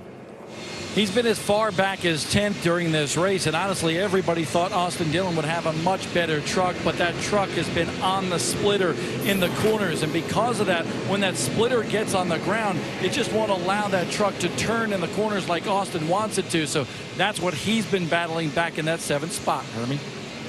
Well, Bob, the 4 of Jeb Burton has been talking ever since the caution came out about how to handle this restart. He was a little bit upset with Ron Hornaday on the last restart. Felt like Ron got down on the bottom of the racetrack and really took the air off his truck and caused him some problems. So this time around, he looks like he will be starting on the outside, and he feels like that'll give him a better opportunity to get a good stop, a good restart, and also maintain his track positions. Also quick to note, on my end of pit road, we talked about the 3 of Ty Dillon was outside the top 20 after a broken jack on the last pit stop.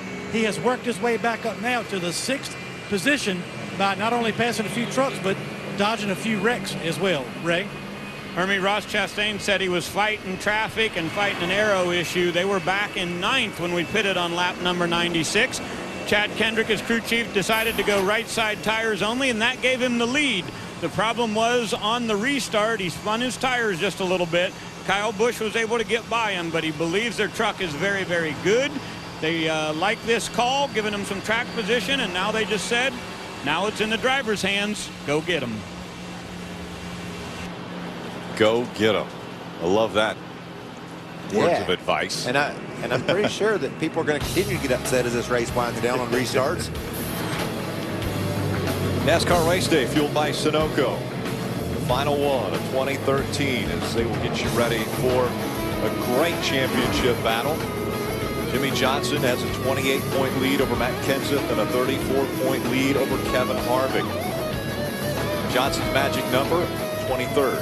As you mentioned before, he's finished outside of that position a few times recently. The last two trips here, he's finished in the 30s. So certainly with Matt Kenseth grabbing the pole, it's going to be a dramatic day on Sunday. Can he get the 6-pack? That's Jimmy Johnson right here. Who's going to get to victory lane? Stay with us.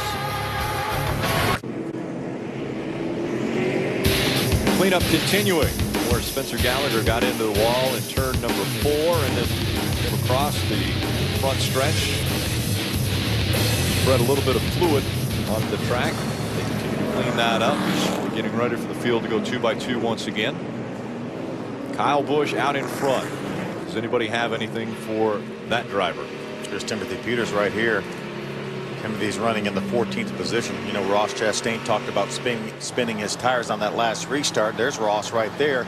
And when you have hot tires, Michael, you're more liable to do that than you are when you have cold tires, new tires like Kyle Busch had. Now they're pretty equal footing for this restart. Yeah, and once he shook out there and got over spinning his tires, he stabilized in second. So it'd be interesting. You talked about having a great truck. It'd be interesting to see if he can hang with them. This is a guy that's had some problems tonight. But he will get the free pass, so he will be back on the lead lap for Bubba Wallace.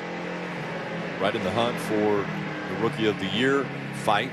Matt Crafton really strong early in the going, but now he's dropped back to the 13th spot as we ride along with Matt. But guess what? He's completed every lap tonight, Rick. He has. Should be a surprise, though. It should. No. Running 13th. And that number 88. Not only has he completed every lap tonight, he's completed every lap all year long. It's been consistency that has put him up in front and has claimed the championship for him.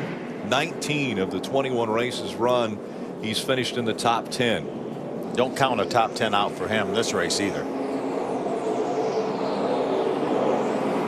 Field goes 2x2 once again. Kyle Busch chooses the inside line for a second time. Ross Chastain will be outside of him. Brendan Gaughan will be on the inside of row number 2. Brendan Gaughan looking strong here as we wind down these final 25 laps. We've seen trucks from that third position get a good run on these restarts and maybe be able to pull down to the inside as they enter turn number 1. Kyle Busch is going to be aware of that, so he will try to block that as well as try to worry about the 19 of Chastain. And look at Ty Dillon. He's up to that 6th spot. He's on the outside, and he's got a very strong truck. He's made his way back from a problem on pit road. Look for him to be a contender. You can pick any one of those trucks in those first 3 rows and feel like that they got a shot to win it. I really like Burton's truck. He's in the 4th spot. He's been strong all night. And Ron Hornaday has impressed me in that 34 truck. His first start with Turner Scott Motorsports, and he's up into the 5th position. Yeah, you give him one of these tow trucks in the infield, and he's going to run competitively. Well, remember when Ty Bodine got in one of those trucks at Pocono and had a shot to win the race? Those are good trucks. You take champions like Tom Bodine and Ron Hornaday, like Phil said, they're going to figure a way to get up front. Spencer Gallagher has been checked and released from the infield care center. He brought out our most recent caution, and we're getting ready for the green flag once again. Randy Kaiser takes the pace truck back onto pit road. The field back in the hands of Kyle Busch. Ross Chastain on his outside. Green flag back in the air. Ross spun his tires again, lost a truck length. Couple spots already. Good restart for Brendan Gaughan. He's holding on to second now. Here comes Hornaday. Look at the inside. Look at Jeb Burton. He's going to go in the middle and around Chastain as well. 25 laps to go. Kyle Busch in front. Brendan Gaughan second. Now here comes the 34 of Hornaday. Look at the inside again. Austin Dillon in the 6, trying to make the move on the high side of Hornaday. How about that 62 of Brendan Gaughan? He's chasing down that 51 truck. It's been a while since he's been to victory lane in a truck. He's been really close and really fast, and we talked about how good his truck is here at Miami, and look at him go. 155 starts since Brendan Gaughan has been to victory lane in the Camping World Trucks. 10 years or so, right? 10 years. How about Austin Dillon now on that 6 truck for Sharp Gallagher, running side by side with Brendan Gaughan. It's the 3rd start of the season for Austin Dillon in the trucks. His first start, he went to victory lane at Eldora. Boy, if you started on that outside row on that start there, you caught a bad break. When Ross Chastain didn't get going, the inside lane just blitzed those guys on the outside. Here comes the 6 of Austin Dillon. 2nd place now. He takes it away from Brendan Gaughan. Bob Dillner. Austin Dillon from nearly out of nowhere to contend for the win here. He is going to the inside of leader Kyle Busch right there. I asked Jerry Kinnan, his crew chief, what happened? I thought you were hitting the splitter. He said that guy is up on the wheel right now. He is that. Those two separated by 12 1/1000ths of a second when they crossed the stripe. Remember, Sharp Gallagher won this race with Cale Gale last year. Austin's trying to get him back to victory lane, and he's got the lead. Austin Dillon takes the top spot away from Kyle Busch. A great battle for the third spot behind him. Jeb Burton on the inside of Brendan Gaughan. Gaughan goes to the high side. Kyle Busch running in the middle of the track, second now.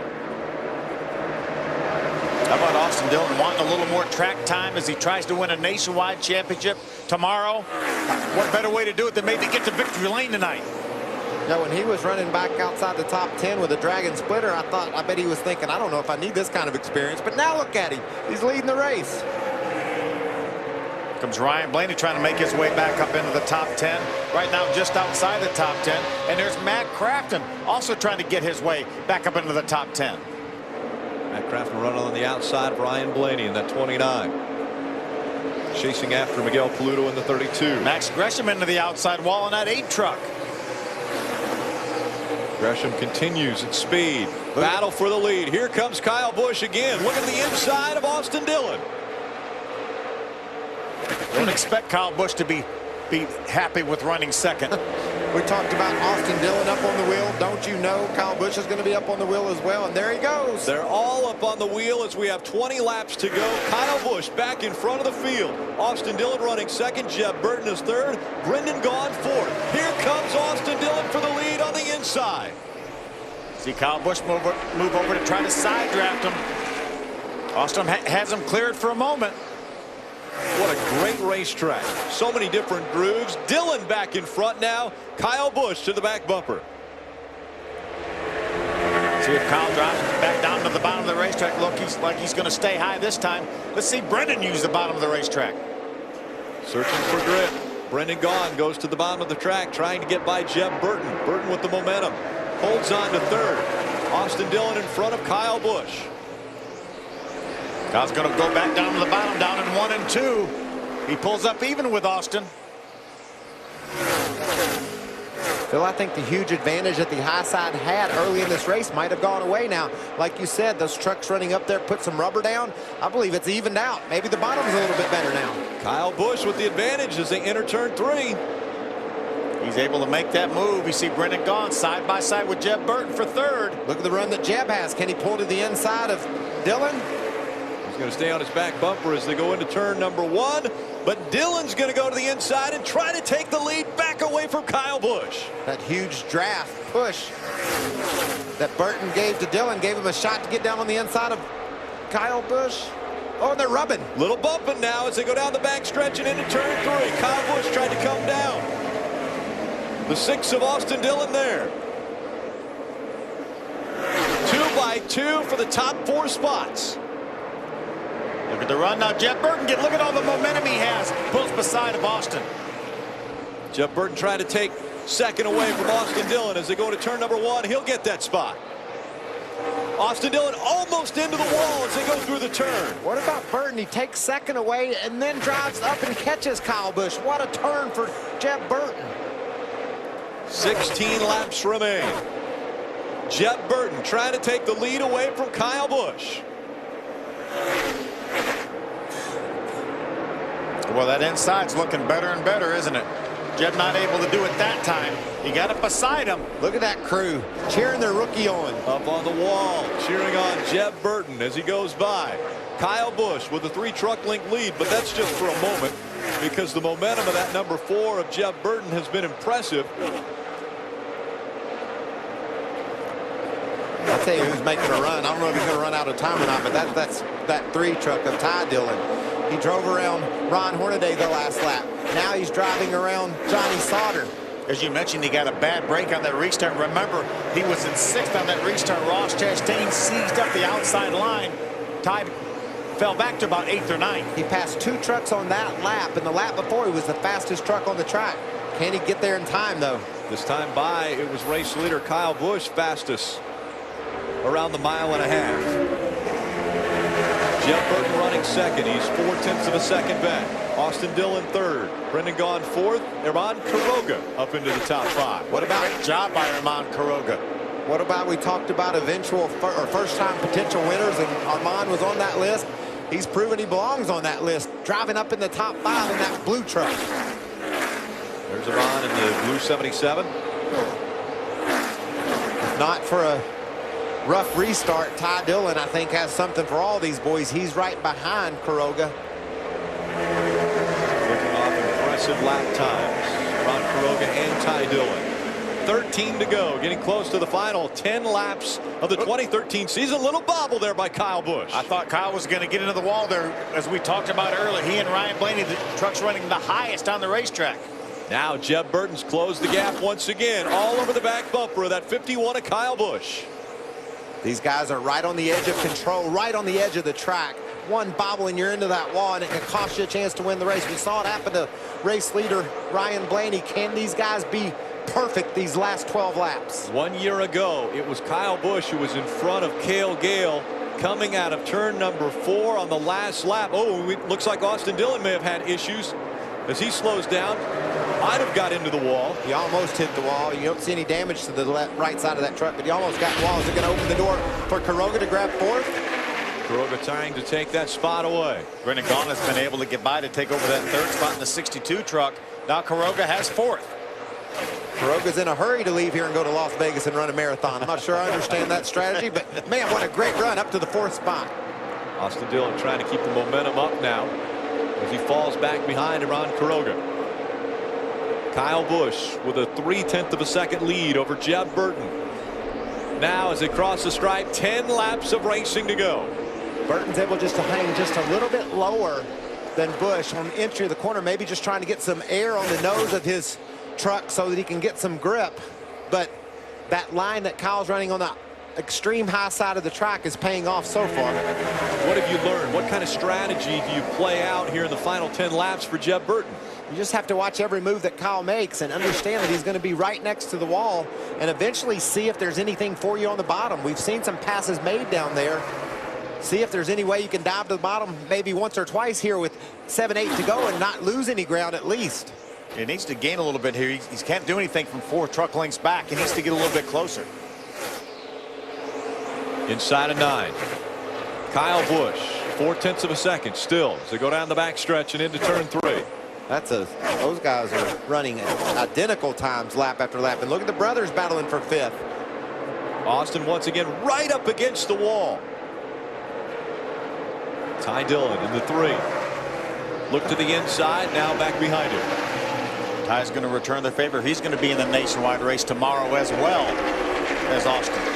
Matt Crafton, the 2013 champion, running behind the 19 of Ross Chastain, and Cale Gale back here, last year's winner in the 33.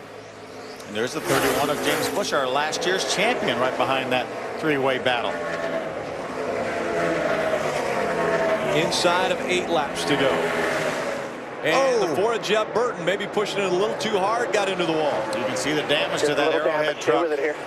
Probably just lost his momentum. Maybe not enough damage to keep him from holding on to the 2nd spot. But Phil, he's rubbed that right side up pretty good. Yeah, pretty good bit of damage on that Ford truck. You see Brendan Gaughan trying to chase him down to take over that 2nd spot.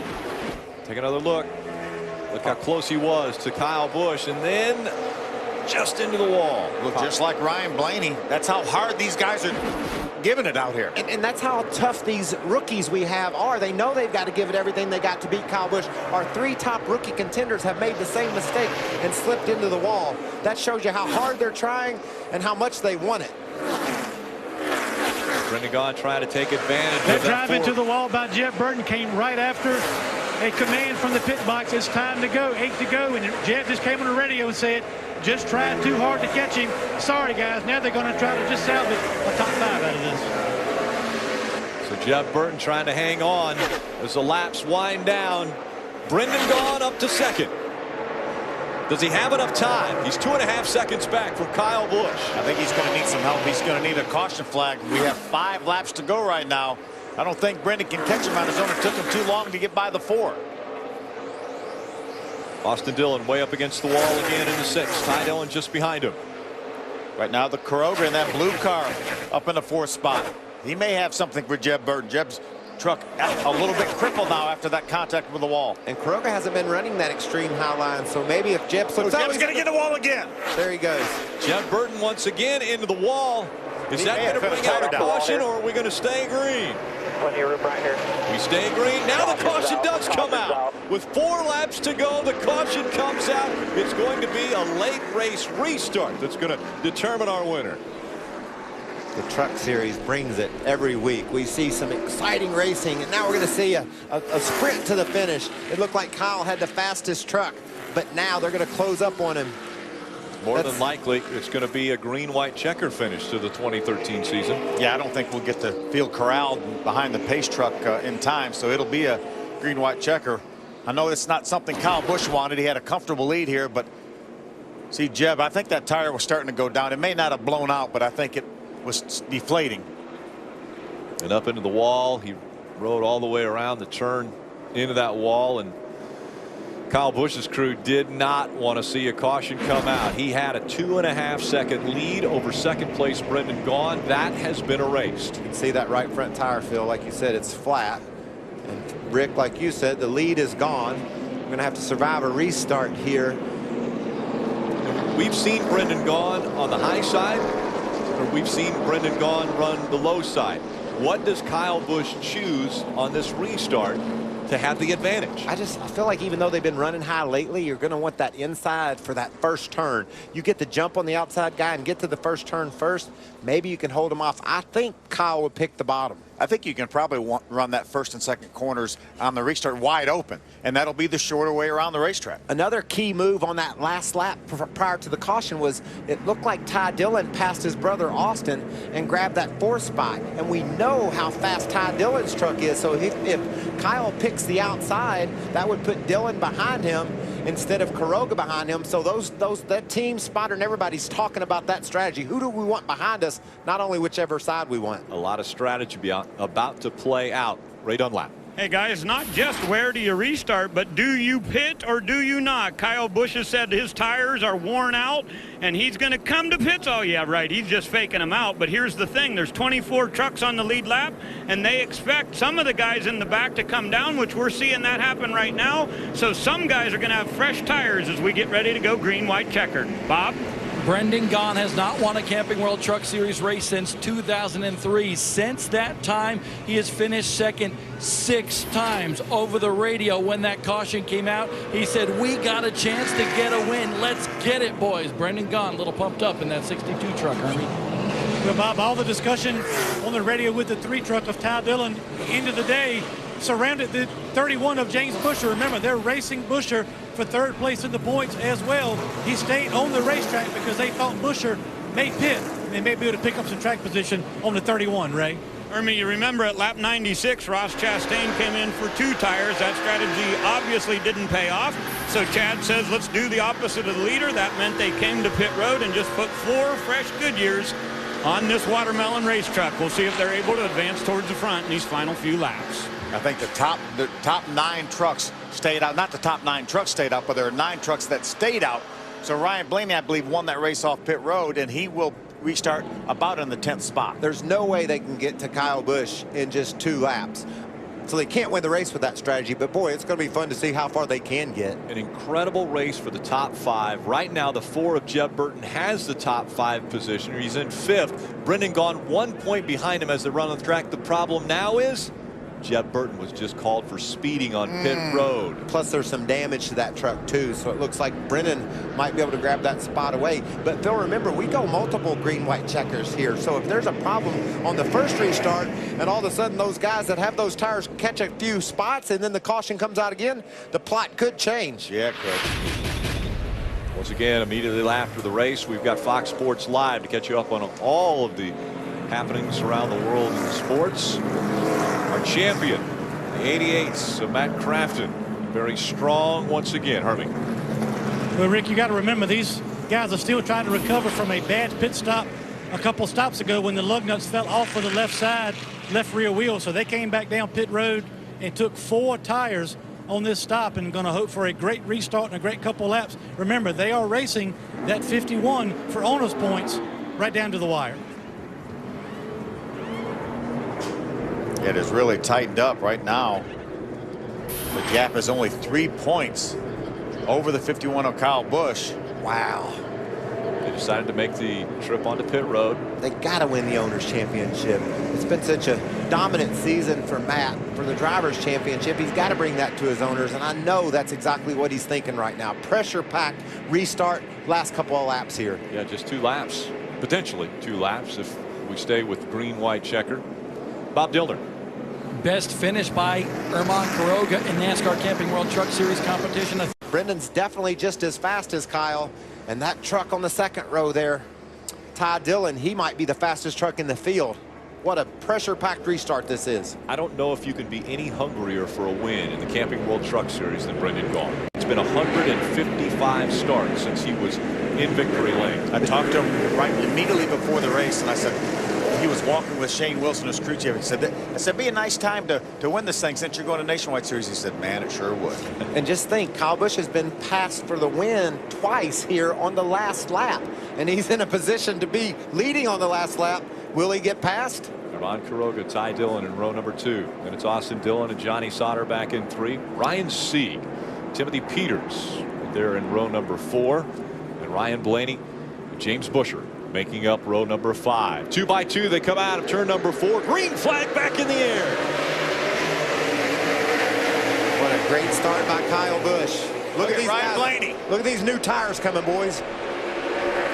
Erman Quiroga looking to the inside of that 62 of Brendan Gaughan. 4 wide behind him for position. Looked like they got seized up behind Ryan Sieg in the 39 truck. Oh, right off the wall. Matt Crafton, I believe, is involved. Joey Coulter is involved in it, as well as Newberry. 4 of Brendan Newberry into the infield. And it looks as though Crafton does have damage. That could mean the Owners' Championship would go to Kyle Busch Motorsports. There's a lot of damage to that truck. Obviously, he's just trying to get back. The steering's messed up. That's why he was riding the outside wall. So this is this definitely is going to make a Owners' Championship a challenge. We talked about multiple green-white checkers, and that's exactly what's happened here. Now there's guys with new tires that are within. Getting closer, closer. They're within a shot of winning this race now, Rick. We saw how fast they were coming. That's why the big crash, the difference. Like I wasn't. 7th caution has come out. He's able to steer that truck. That's a good sign, Phil. Take a look, 4 wide. You see that yellow truck, that's Matt Crafton. Joey Coulter's the 18 right in front of him. Max Gresham's going to try to get to the outside of Matt Crafton. He doesn't get there. Now Matt's going to move to the outside of Joey Coulter, and Joey's going to squeeze up just a little bit, and they make contact. Brendan Newberry got a bad break and got turned into the inside wall. Yeah, he was the big loser in that mess. Or he hit the hardest. Crafton could be the biggest loser from this crash. I don't think Joey Coulter realized that Matt Crafton had stuck his nose up beside his truck. Let's ride along with the 88 of Crafton.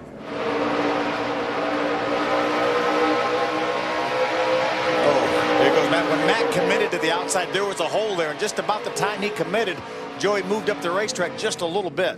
You know, Crafton hasn't come to pit road. I don't really understand that. Pit road's closed, but man, he's got a lot of damage. He can't just restart this race. I'd be getting to pit road and working on the front of that truck.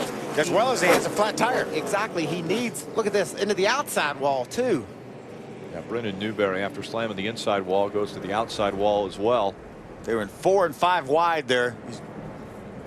Just a tough break and just racing for position there.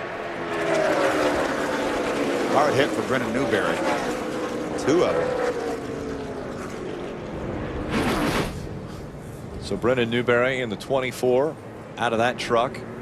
A lot of damage to our driver champion, Matt Crafton, but still fighting for the Owners' Championship, as we'll have another attempt at a green-white checker. We have 3 attempts at a green-white checker to end the right front tire is flat on that 88 truck as well. And there's no nose left on the left front. The team maybe could get a piece of Kevlar over that left front and a couple of tires on it and have a chance. I can't believe that just happened. Cannot believe that just happened. Yeah, Matt's going to have to come to pit road and give up the 18th spot he's in right now. Can't believe the dude just come up like I wasn't there. Yeah, he sure did. Pit road's open, Junior. You got to tell him what you need here. Ryan Blaney clinched the point for leading the most laps. So right now, all Matt would have to do would be to finish 19th to close out Kyle Busch. for that Owners Championship. And that's not out of the question. We just have right now 23 trucks on the lead lap, but he's got to come to pit road, Michael. I don't understand. Let's get in there and fix it. We can pass some of these guys. Pit road is open right now. Pit road was open, and he decided not to come onto pit road that time by. That might have been a huge mistake for Matt Crafton. Oh, a huge mistake. We could work on this baby and grab that 19th spot and win that championship. Right now, his crew is watching our picture. That they see that right front tire is definitely slack on that truck. There's no way that he can stay on the racetrack when we restart this race. We can, because we only got to run 2 laps, but he can't pass anybody on the racetrack he's like gonna, that. He's going to need to pass a couple trucks. Exactly. Or not be passed anyway. Well, one of the trucks that comes into play is Frank Kimmel, a teammate of his that is running in the 22nd position. He's got Mason Mingus. Jeb Burton in that 4, who has damage to his truck as well, will be right there in the mix of everything if he wants to get into that 19th spot. Dakota Armstrong currently running 19. But Crafton is going to have to give up his position of 17th to come to pit road to do some work on this truck. Yeah, he's got to come. He's got to come to pit road. See, there's Max Gresham's truck in front of him. He had some damage to the left rear quarter panel. He got into the outside wall as well. This time by Matt Crafton. I believe he's coming here, Rick. Matt Crafton is down to the apron. Bring it. Bringing that 88 onto pit road. Hermie Sadler.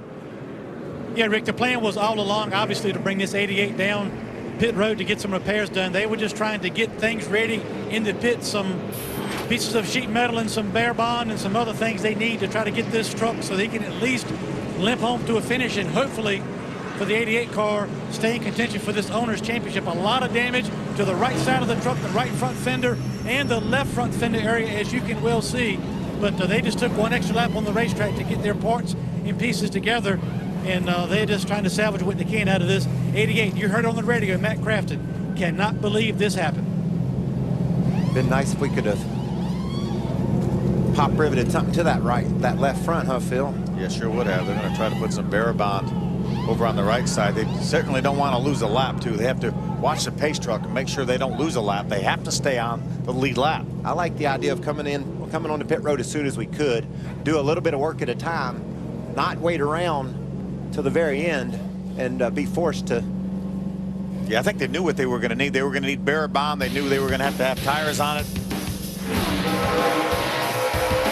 So your champion caught up in this accident, but he's still fighting for that Owners Championship.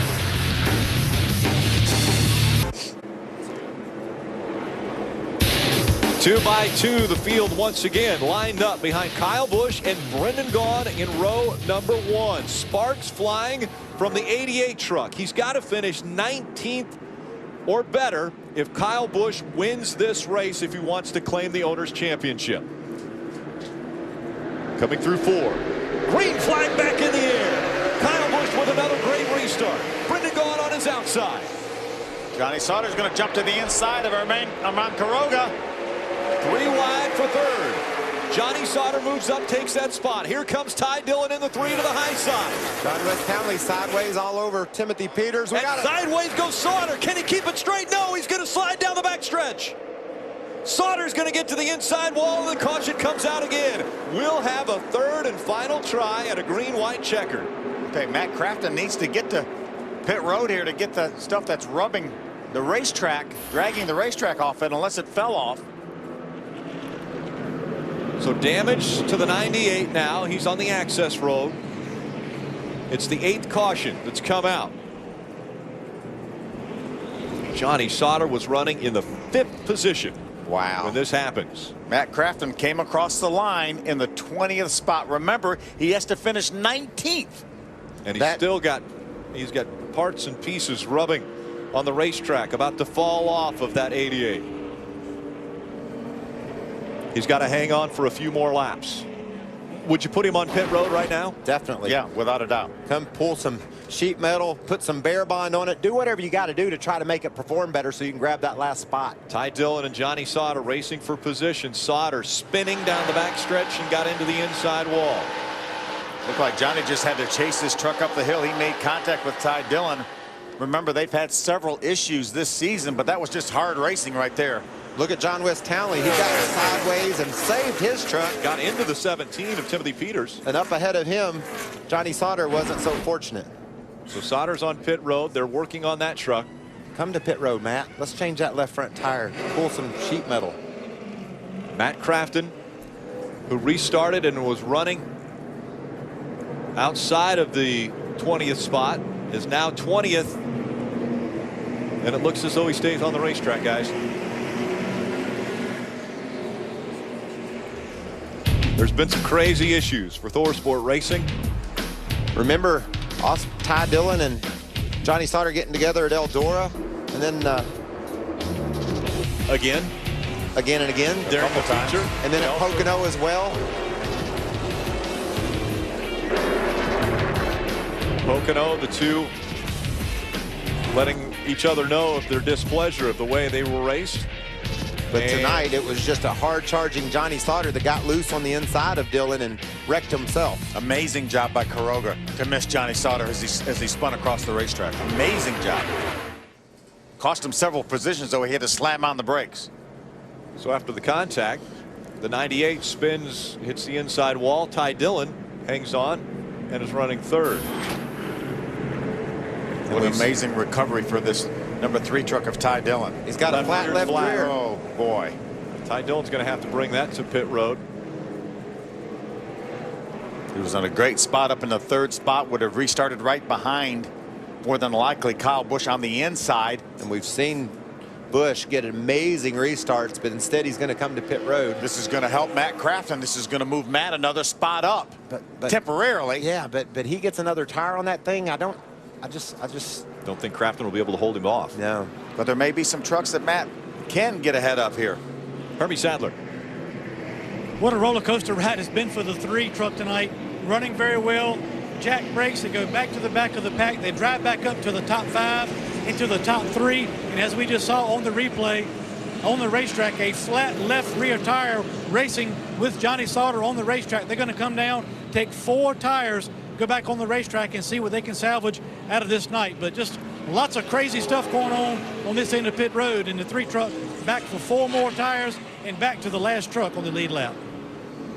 Fox Sports Live coming up just after the end of this race. Chris Thompson and the gang hanging out in the studio waiting for that checkered flag. This will be the last attempt at a green-white checker. Guys, remember we said that Matt Crafton had to finish 18th no matter what Kyle Busch did. Well, Matt Crafton led a lap. Kyle Busch did not lead the most laps. That means that Matt Crafton has to finish 20th or better to clinch the Owners' Championship. And if he's able to do that with that truck, then that'll be one of the best stories of the year. As good of a story as him winning the Drivers' Championship, leading it basically from wire to wire.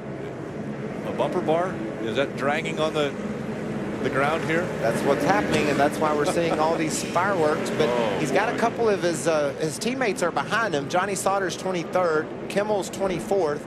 We've seen some damaged trucks, and Mason Mingus has some damage, and Weller, he's behind as well. Right now, but Johnny Sauter, as they run on the racetrack, is 4th in points, 82 points behind. He's only 1 point ahead of Ryan Blaney and 2 points ahead of Jeb Burton in a battle for the top 5. We're a lap away from the final attempt at a green-white checker finish for the Camping World Truck Series. You know, tomorrow, NASCAR coverage on Fox Sports continues live from right here, Homestead Miami Speedway, with Sprint Cup Series practice. That's at noon Eastern on Fox Sports 2, followed by Nationwide Series qualifying and Sprint Cup final practice. Fox Sports continues to be your home for complete NASCAR coverage. Do the trucks bring it or what? Wow, I'm telling you, I'm going to keep one eye on Kyle Busch in that battle for the lead. I'm going to keep my other eye on that 88 truck of Matt Crafton. How can we make it this dramatic? How could you put all this into motion and see how this turns out? Kyle Busch has gotten 2 great restarts. He needs to get a 3rd one, and he's going to win this race. This will be the final attempt. So as soon as the green flag flies, the next flag that flies will determine the finishing order of this field. Bob Dillner. Brendan Gaughan has been complaining about the transmission ratio of the gearing in his transmission. That's why he cannot get a good restart. But his crew chief Shane Wilson says, just concentrate. Now, his sort of teammate behind him, Austin Dillon, says Brendan's running the restarts wrong. He needs to roll the center. He's hitting the brake and stopping up that line. So he said if he rolls that center, he could go after this victory. On the high side, Brendan Gaughan. Down at the bottom of row number 1, Kyle Busch. Pace truck is off. The field behind. The front row. Kyle Busch and Brendan Gaughan. Final restart of the night. Green flag back in the air. We're back underway. Oh, and a little bump. The 29 of Ryan Blaney got into the back of the 62 of Brendan Gaughan. Blaney's got better tires. Blaney trying to take second away. 4 wide, 5 wide as they come out of turn 2. Remember, a caution flag will end this race. See Matt Crafton back there trailing along that lead pack. Ty Dillon's already ahead of him. Kyle Busch looking for his 35th win in the Camping World Truck Series. Into the wall. A couple trucks go through 3 and 4.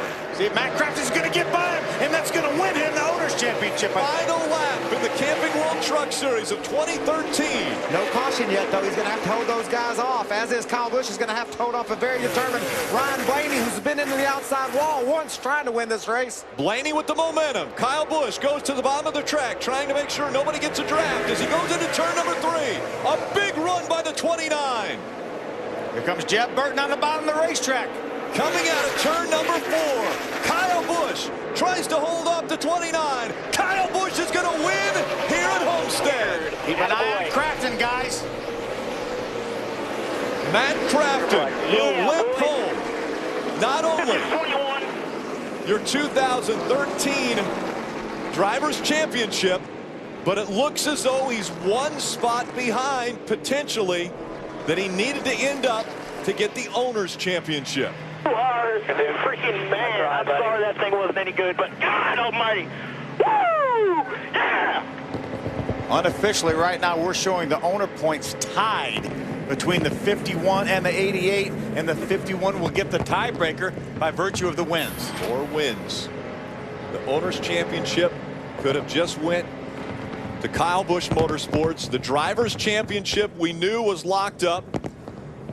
At the start of this race, Matt Crafton had it. What a great run for Kyle Busch to end the 2013 season winning the Ford EcoBoost 200.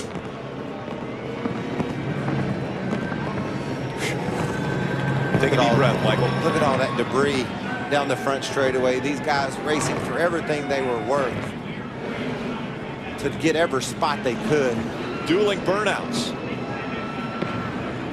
You think they'll go nose to nose? Who knows? Or they'll shake hands.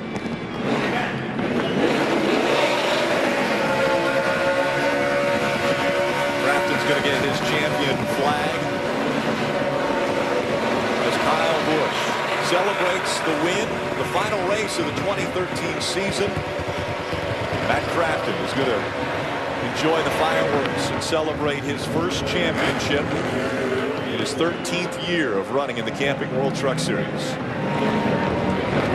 We're getting a report that the 29 of Ryan Blaney has been named Rookie of the Year. A great runner-up finish after getting into the outside wall. Jeb Burton also got to the outside wall, and he finished 3rd.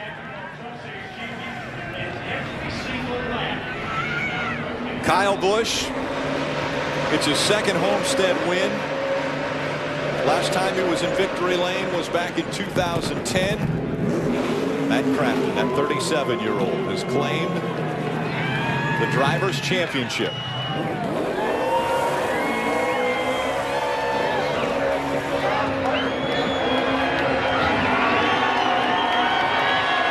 Unofficially, we're going to claim Kyle Busch and Kyle Busch Motorsports the Owners' Champion.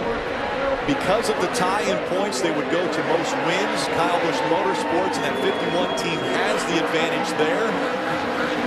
We're still waiting for it to be official from NASCAR. Amazing. Really amazing. Came down to the final lap. when Matt Crafton took the white flag, he was in position to win that Owners' Championship, and they got passed on the last lap. And by the way, Matt Crafton completed every lap of the 2013 season. Let's go to Hermie Sadler. Well, Ryan Blaney getting and receiving congratulations from his guys. What a night for your team, battling for the lead. Obviously some contact with the wall. You come in, fix it, get back, and make a last lap dash at the win. What are your emotions right now? What could have been. We had a great Cooper Standard Ford F-150 tonight. We led a lot of laps, and I just lost concentration for a second and got in the wall. You're on the edge so much here. You're running just half a foot from the wall the whole time, and one little slip can get you in it.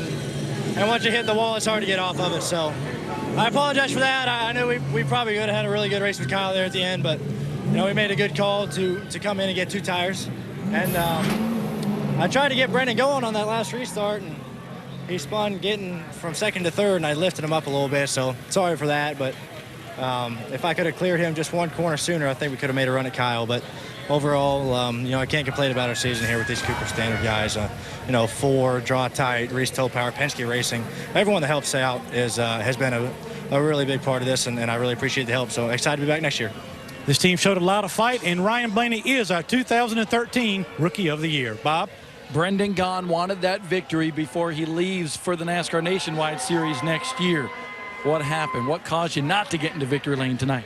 Nah, I do something a little different on my transmissions, and I needed about 8 points different. I used a different deal, and I got one of them, but I need like 3 different styles, and we just kept spinning our tires. And then Ryan just almost freaking wrecked me hard. He goes out. He knew he was trying to push me. I get that. He's young, but there's a difference between lifting you off the ground and trying to push you. And I lost even 4th on the last corner, so my own fault. Just stupid on my part. I feel bad. Southwind Chevy was good enough to win, and I just had to restart Kyle, and he got 3 shots, and he beat me 3 times. So mad at myself. 4th straight top 5 finish for Brendan Gaughan. Ram Guts and Glory. The 88 team, after the 18 of Joey Coulter, for Kyle Busch Motorsports, gets into that 88 and into the wall. Matt Crafton and that team able to bounce back and finish on the lead lap all 22 races. Matt Crafton completed every single lap. The truck was good enough to do a burnout, but just not good enough to hold off the likes of Jeff Agnew and Weller and B.J. McLeod. Those guys all got around him late in the going and cost him the Owners' Championship. We're going to hear from race winner and series champion when we come back to Homestead. Thanks, Carissa. Championship week. Our first champion will be crowned here at Homestead Miami Speedway.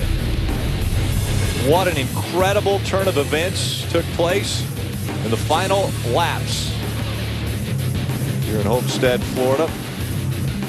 Jeff Burton comes home in the 3rd spot. He's standing by with Hermie. Funny conversation with your dad.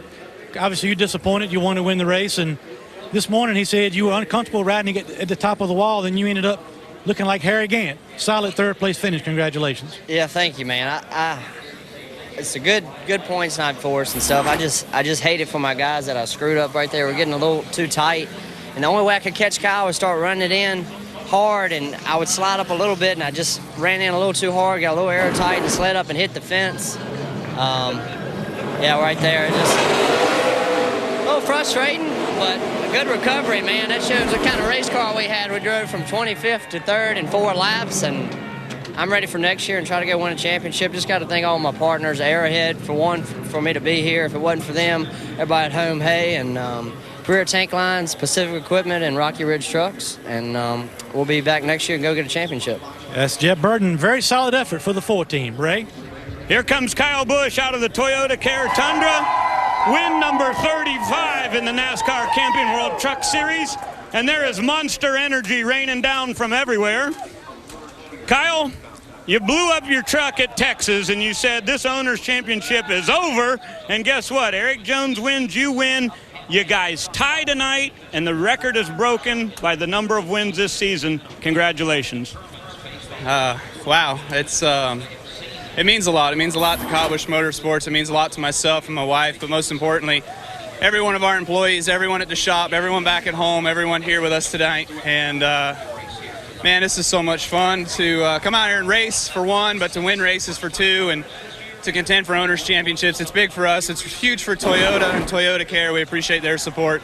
Flexco, Monster Energy Drink, of course, Camping World, I appreciate them being here and letting us play in their series. And the fans, too. I mean, they're awesome. They're supporting us out here tonight, and I can't say enough about this team and Rudy and the guys that he had to work with this year with Bloomquist and Eric Jones and Chad Hockenbrock, and the guys that were able to pull through and get us good enough finishes to be in this position tonight, and especially Eric Jones last week, man. Thank Wake Up Narcolepsy for coming on board and helping Eric Jones with that. That was awesome to see that win last night. Without that win last week, I mean, we wouldn't have had a chance here this weekend. So can't say enough about Tasty Apple, Ingersoll Rand, Dollar General, everybody that's been a huge part of this, the truck this year, TRD, Schroth, everybody that's helped us out. It's fun. All right, congratulations. KBM gets 7 wins in the NASCAR Camping World Truck Series in 2013, guys. Thanks, Ray. And it's time now for the victor goes the spoils. And that means that Matt Crafton, climbing out of his truck as the 2013 NASCAR Camping World Truck Series champion. It's got to be a great feeling. 13 years chasing a championship, and to be able to deliver that championship to his team, Matt's got to be on top of the world. Certainly disappointing way to finish the race, getting in a crash and not being able to close it out for the Owners' Championship, but great season for Matt Crafton. And remember, Duke and Rhonda Thorson have been around longer than those 13 years that Matt Crafton's been driving this truck. So great to see them with a championship. And maybe they didn't get the Owners' Championship, but they certainly can share in this driver championship. It means so much. What an incredible road Matt Crafton has been on to get to this championship. For so long it was, will he or is he ever going to win in the Camping World Truck Series? And then the magic win comes for him at 1.5 miles in Charlotte. He adds another win to his career, and then this year gets back to victory lane and has one of the most consistent seasons of all time. Rick, he finished every lap of the year. He got in 2 major crashes, one at Talladega where he backed across the start-finish line, and then tonight, but he was able to get the truck home and finish every lap. That's amazing. It's amazing that that Toyota was that reliable. It's amazing that Matt Crafton was that solid. Let's hear from Ron Hornaday. He was standing by with Bob Dillner. Hornaday, he leaves one team, goes to another. They save your season, and you come back and wheel this truck to a top 5 finish. What does that say about you, this organization, and everything you went through?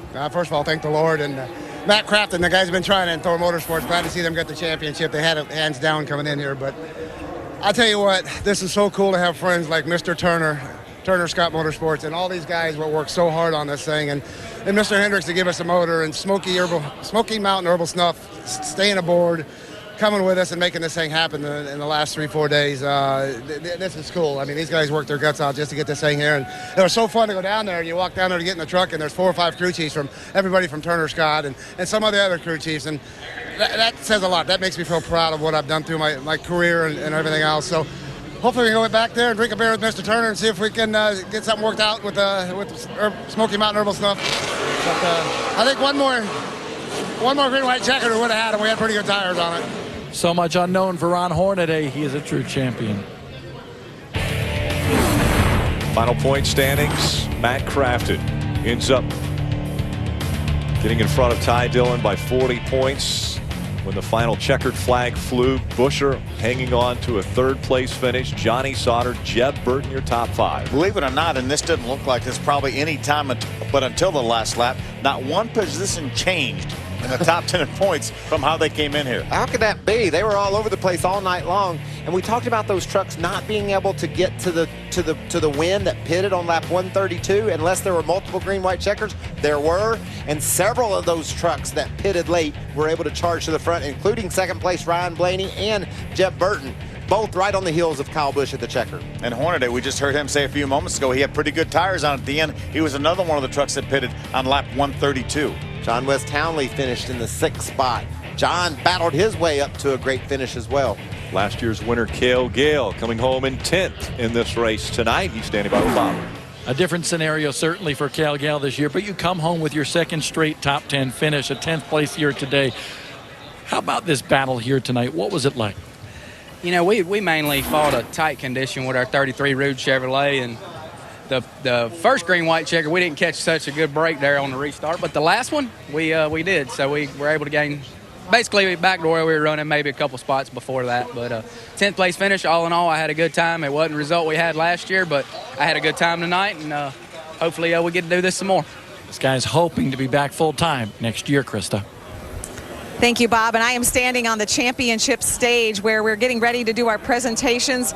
The trophy will be handed out. All of the photographers standing by. We have NASCAR President Mike Helton on the stage. And our 2013 NASCAR Camping World Truck Series champion, Matt Crafton, making his way. We'll give him the honored spot right here with daughter Elodie. We're going to go ahead and get the championship presentations started. We'll begin with our NASCAR President, Mike Helton. And Matt, on behalf of everyone at NASCAR, congratulations on a great championship in 2013. You and Duke and Rhonda and all of Thor Sports have been at it for a long time, and you've been a big part of the Truck Series for a long time. It's finally great to see you win a championship, and we couldn't be more proud to have you as our 2013 Camping World Truck Series champion. So congratulations. Thank you, Mike. And now for the trophy presentation. You've been eyeing this hardware for a few weeks now. Let's go ahead and turn things over to Chief Marketing Officer for Camping World, Tamara Ward. She will present the trophy to our 2013 NASCAR Camping World Truck Series driver champion. Matt, what a great season that you had. Your dedication and commitment to the Truck Series is commendable. On behalf of Camping World and Good Sam Enterprises, I am honored to present you with the NASCAR Camping World Truck Series 2013 Champions Trophy.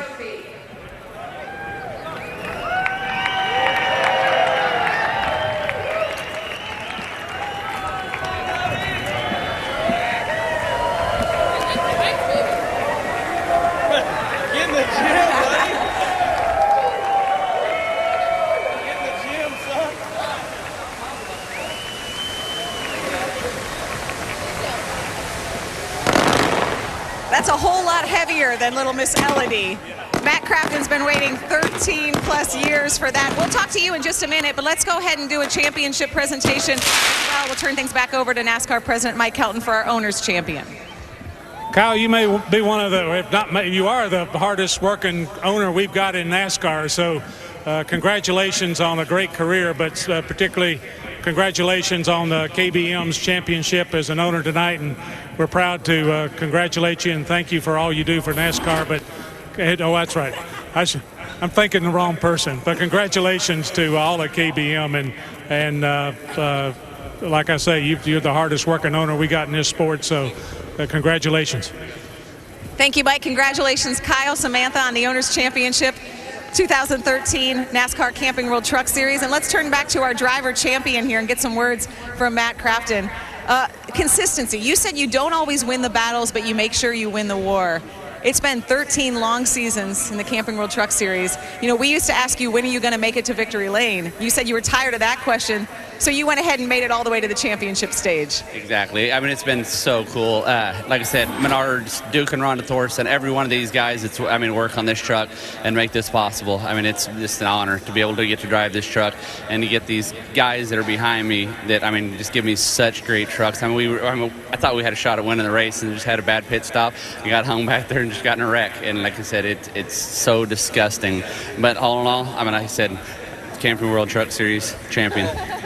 Nobody can take that away, right? And with the racing we saw, you mentioned the racing. I mean, we say it all the time. The racing in the Truck Series is second to none. We saw it again tonight.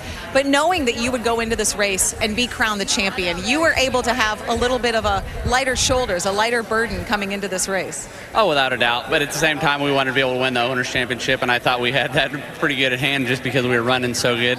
And they just had the bad pit stop. We got packed there and got hung and just got wrecked, like I said. But I can't think, the whole year, just what the whole year has been to us. Just the consistency and racing to win. The last 2 months has been, huge burden on my shoulders just trying to sleep at night. Like I said, it's been a blessing.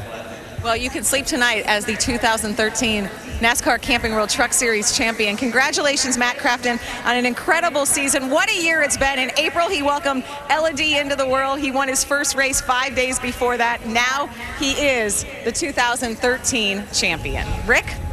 Thanks, Krista. And what a year Thor Sport has had. They started the season off 2 wins with Johnny Sauter. He led the points for the first 3 races, and then Matt Crafton took over and never looked back.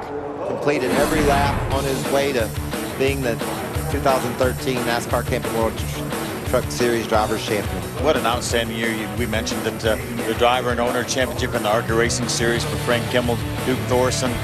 Second team ever to win the Truck Series Championship and the ARCA Series Championship in the same season.